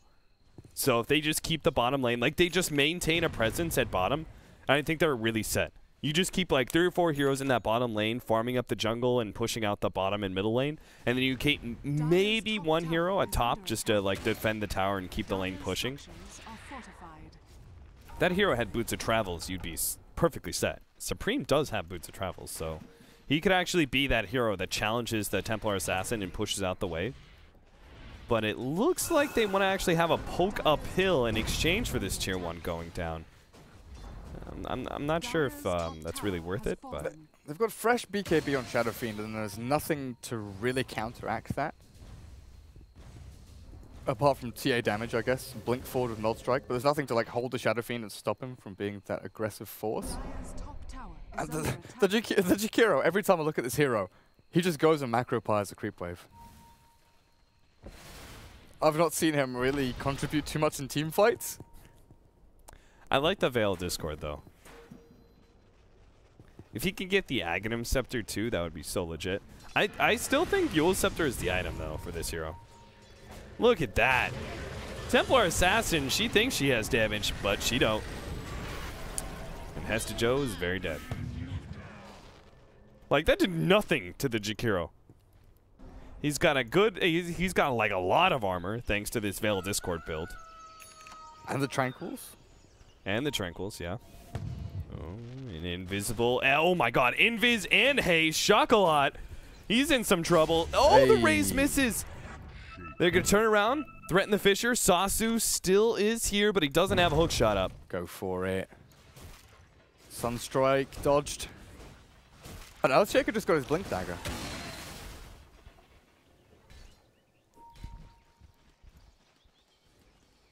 All right, stop that. You, stop that. Stop that. Is he doing it again? Yeah. He's doing all his farming. Rise. Shadow Blade spotted out. Oh, if you had a Eul's Scepter.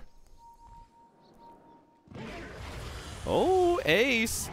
He does not have Boots of Travel. He is in some deep, deep doo-doo. Hook shot lands, and they lock him down. That was a big pickoff. I mean, just, again, keeping the Phantom Lancer's farm at bay while you're just controlling the map. Like, every pickoff on the Phantom Lancer means so much. You're just going to be able to kind of wait it out and go for that. Go for that Roshan next. Pretty let Roche respawn, though. I think that's what, like in game number 1, Team Alternate were very, very solid with their sort of read on the game and getting Roche after Roche to make sure they sort of consolidated their lead. And I think that's what they're going to start looking at here. Are they going to push high ground? There's Blink Echo. Level, oh no, there isn't. There's no Echo. Never mind. Never mind. With Alacrity, they can put the Shadow Fiend up on high ground. Yep. Yeah. His damage is pretty absurd. That's the beautiful thing about Exort Invoker. It's that Alacrity is still such a powerful ability. No attack speed, but the damage buff is insane. And he's a high enough level that he will start getting those levels in Wex soon. He's 7-0 and 8 actually. And going back into the Octarine core. So Supreme just wants to show off. That's what he wants to do. I'm pretty sure that you sell the 1 for Refresher after this if you have time. And then you fully show off. All the spells. I mean, how do you deal with that as Phantom Lancer? You're just like, already Shiva's is a pretty big counter to you, but you get the level, the maxed out Deafening Blast. Level 22 Deafening Blast. 360 lull no scope. Times 2. It's like doppelganger this. Just like, try it. Yeah, how do you even deal with that? They're going to try and gank him up at top. Blink stun. Rise has Shadow Blade up as well, but Supreme. Is he going to blink? Is he going to run? Is he going to hide? Trap spots him. He's not going to get it. And he's gone. Oh, they see him wrapping around, though. And then he sees the trap. But was this all a ploy? He's drawn 4 heroes up the top, dodged the gank, Roshan's alive, and now all of a sudden they're in this really great position just to go into the Rosh pit and take it. Oh, they see the PL. Oh, PL. Hook shot. Misses. Uncharacteristic from Sasu. But they've still got the Invoker jump. Yeah, he misses the ice wall, though.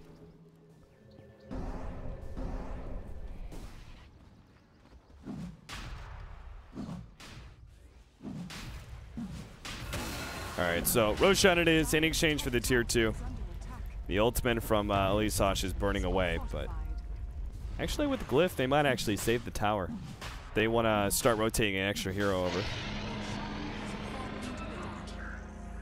Aegis, SNY, Blink, BKB for Exotic Deer.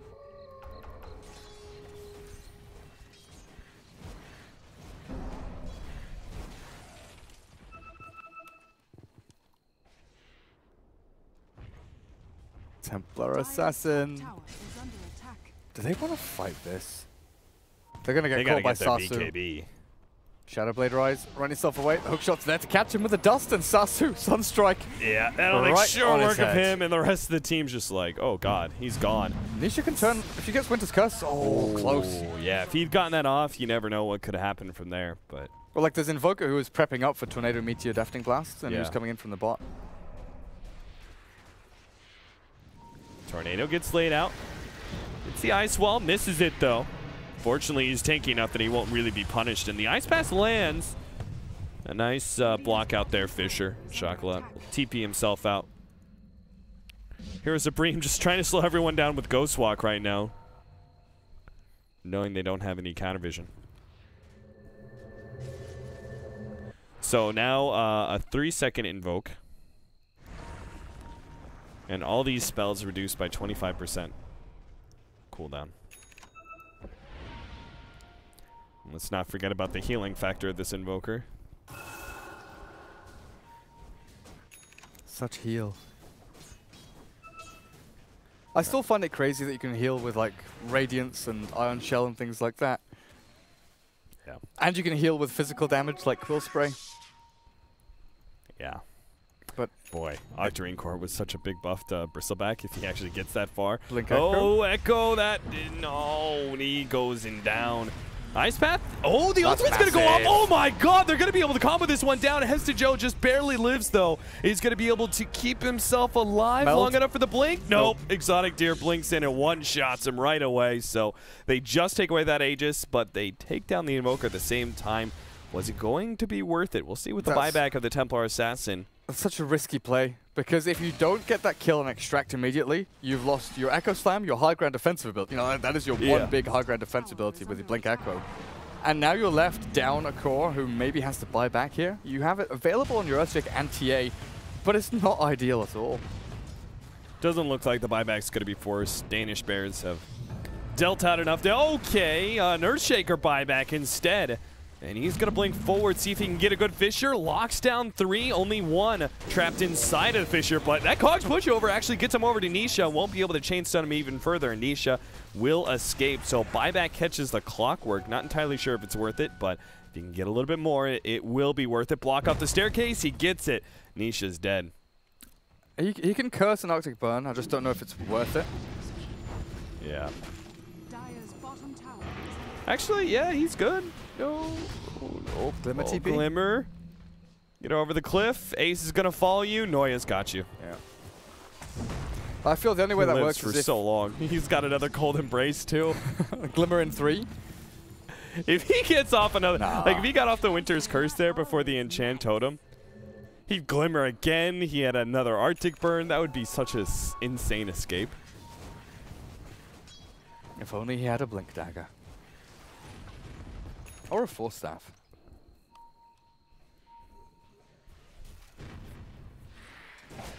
Still waiting to see what the Jukiro is actually going to be building into. He kind of got the Veil, and then started buying all the Observables. Started buying Gem and stuff like that to give Winter Wyvern a bit of time to get his own items up. Ace on this PL went back for the Yasha.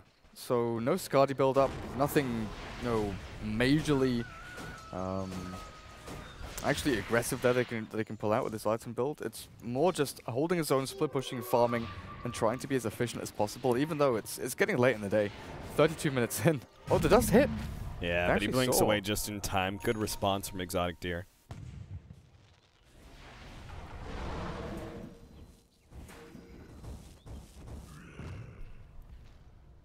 Middle lane, Hesta Joe. Oh, he's going to be caught by the Winter's Curse. Burn through the refraction. Sunstrike's going to miss, but now the BKB activated, but it's still no response to all the physical damage that comes out. Nice save onto Sasu. They'll keep him alive via the Cold Embrace.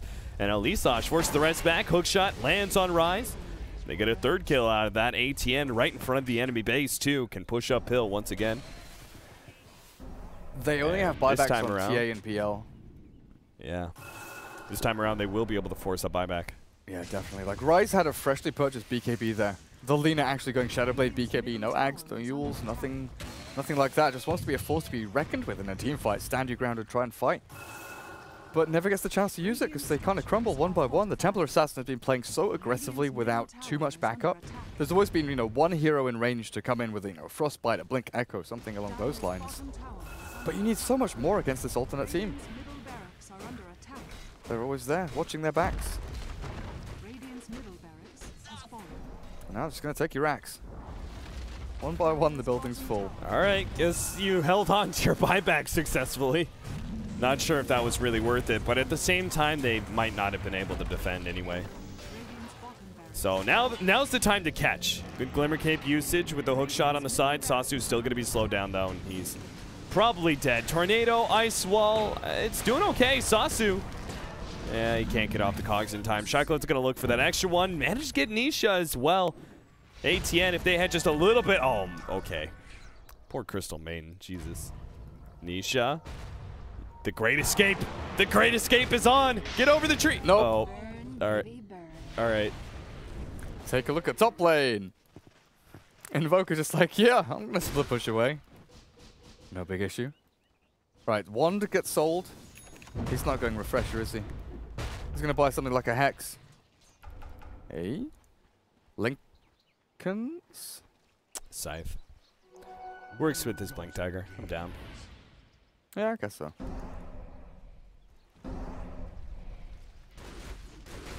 Interesting that he buys the Ultimate Orb. Oh, goodness. Yeah, over the intelligence side. Yeah, Mystic Staff. Lockdown, Sunstrike, and Ace is still not dead. Oh, what a large doppelganger jump he managed to get out of that. They're actually going to... Oh, the bait. Well played. Hook shot misses. So once again, Team Alternate, wait for the next Roche and then go and break high ground again. So they're going to have a Satanic soon on this Shadow Fiend. Butterfly, S and Y. And his BKB feels unused because it has been unused. 10 seconds still on the duration. He bought this BKB ages ago. Yeah, he really did. How has it been this long? It feels ages ago, but it's probably only 10 minutes. Yeah, I guess. Still, though, not using it once. Kind of crazy.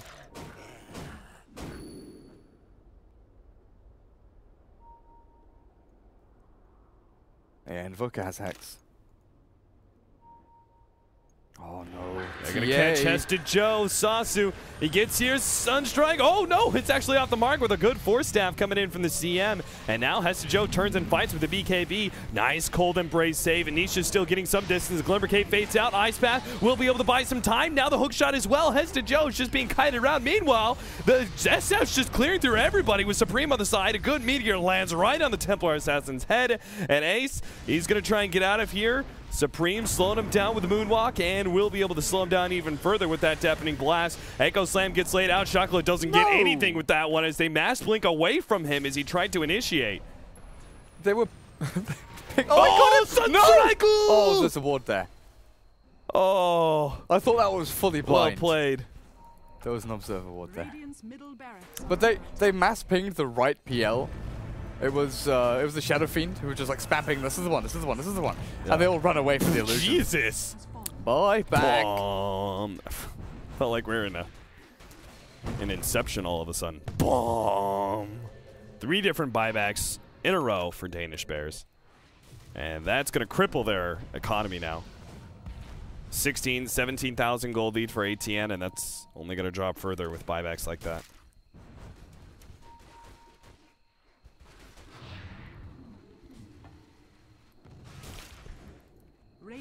This Invoker has been sick. It's been so long since we've seen good Invoker play actually work out. Yeah. Dendi played it a couple of days ago, and it looked okay. But from the middle lane, it's so hard to actually keep up with the pace of farming mids nowadays. You need free farm lane. You need the Midas. You need to be able to, dip back into your jungle as the Invoker. It's so risky putting him mid against like TA, Shadowfiend, Quap, Lina, even Leshrac, Oh, Danish Bears, their first real aggressive stance in so long, and it's going to be cut short here by ATN as they 5-man smoke in. Oh, 2-man Clockwork jump in. Clockwork has to jump out of his own cogs, but still, he stalled up so much for Elisa to be able to hit a good Ice Path. Winter's Curse on top of all of that, and Rai's just going to be right-clicked down by the Templar Assassin while they get the Crystal Main as well. Cold Embrace buys Nisha a little bit more time. Echo Slam, 3-man, but that's not going to change anything. Ultimate goes out from Exotic Deer. The Earthshaker goes down. Heads to Joe with the BKB. Only has so much time. 4 down, and the Phantom Lancer, only one to survive, as looks like he may not even be able to get out. Invoker just TPs into the Radiant base, and yeah, it's just like, whatever, let's end this game. Who cares about kills, lol? Leave the Phantom Lancer to run away. What a great error effigy this is. Headshot. That is still alive, despite it definitely being dead. Which one? The middle one on the Radiant side? Do you see Oh, it? the Shadowfiend. Error. Yeah, and it's dead. It's still there. What's dead may never truly die. Wait, it just died again. All right. I don't understand then. Maybe I couldn't click on it. Anyway, GG is finally going to call Danish Bears. Realize it's over, and 2-0 to ATN. Woo! The polls, man. Coming to work. Pulling out some unusual drafts as well. Chaos Knight game 1, Invoker game 2. They've got some tricks up their sleeve. Yeah, I think that's the thing that I was always impressed with by ATN. They play their own game. And it really goes to show that they've stuck together as this 5-man Polish group for a while now. Is that they have their own play style, they run their own strategies, they draft their own heroes. They don't really conform to the other, European pickups, and kind of shows that they're, five players from a country that isn't really known for Dota too much, because they come up with such a unique playstyle every single time, and it really catches a lot of teams off guards. And I've seen a lot of growth from them. I mean, back when even just like 9 months ago, casting them, it felt like, okay, they're strong because of their uniqueness, right? But watching some of these other games, I feel like their play has just been really solid throughout the board. Like they haven't made too many mistakes. They gain a lead. Their decision making, I think, was really on point, especially for game 1.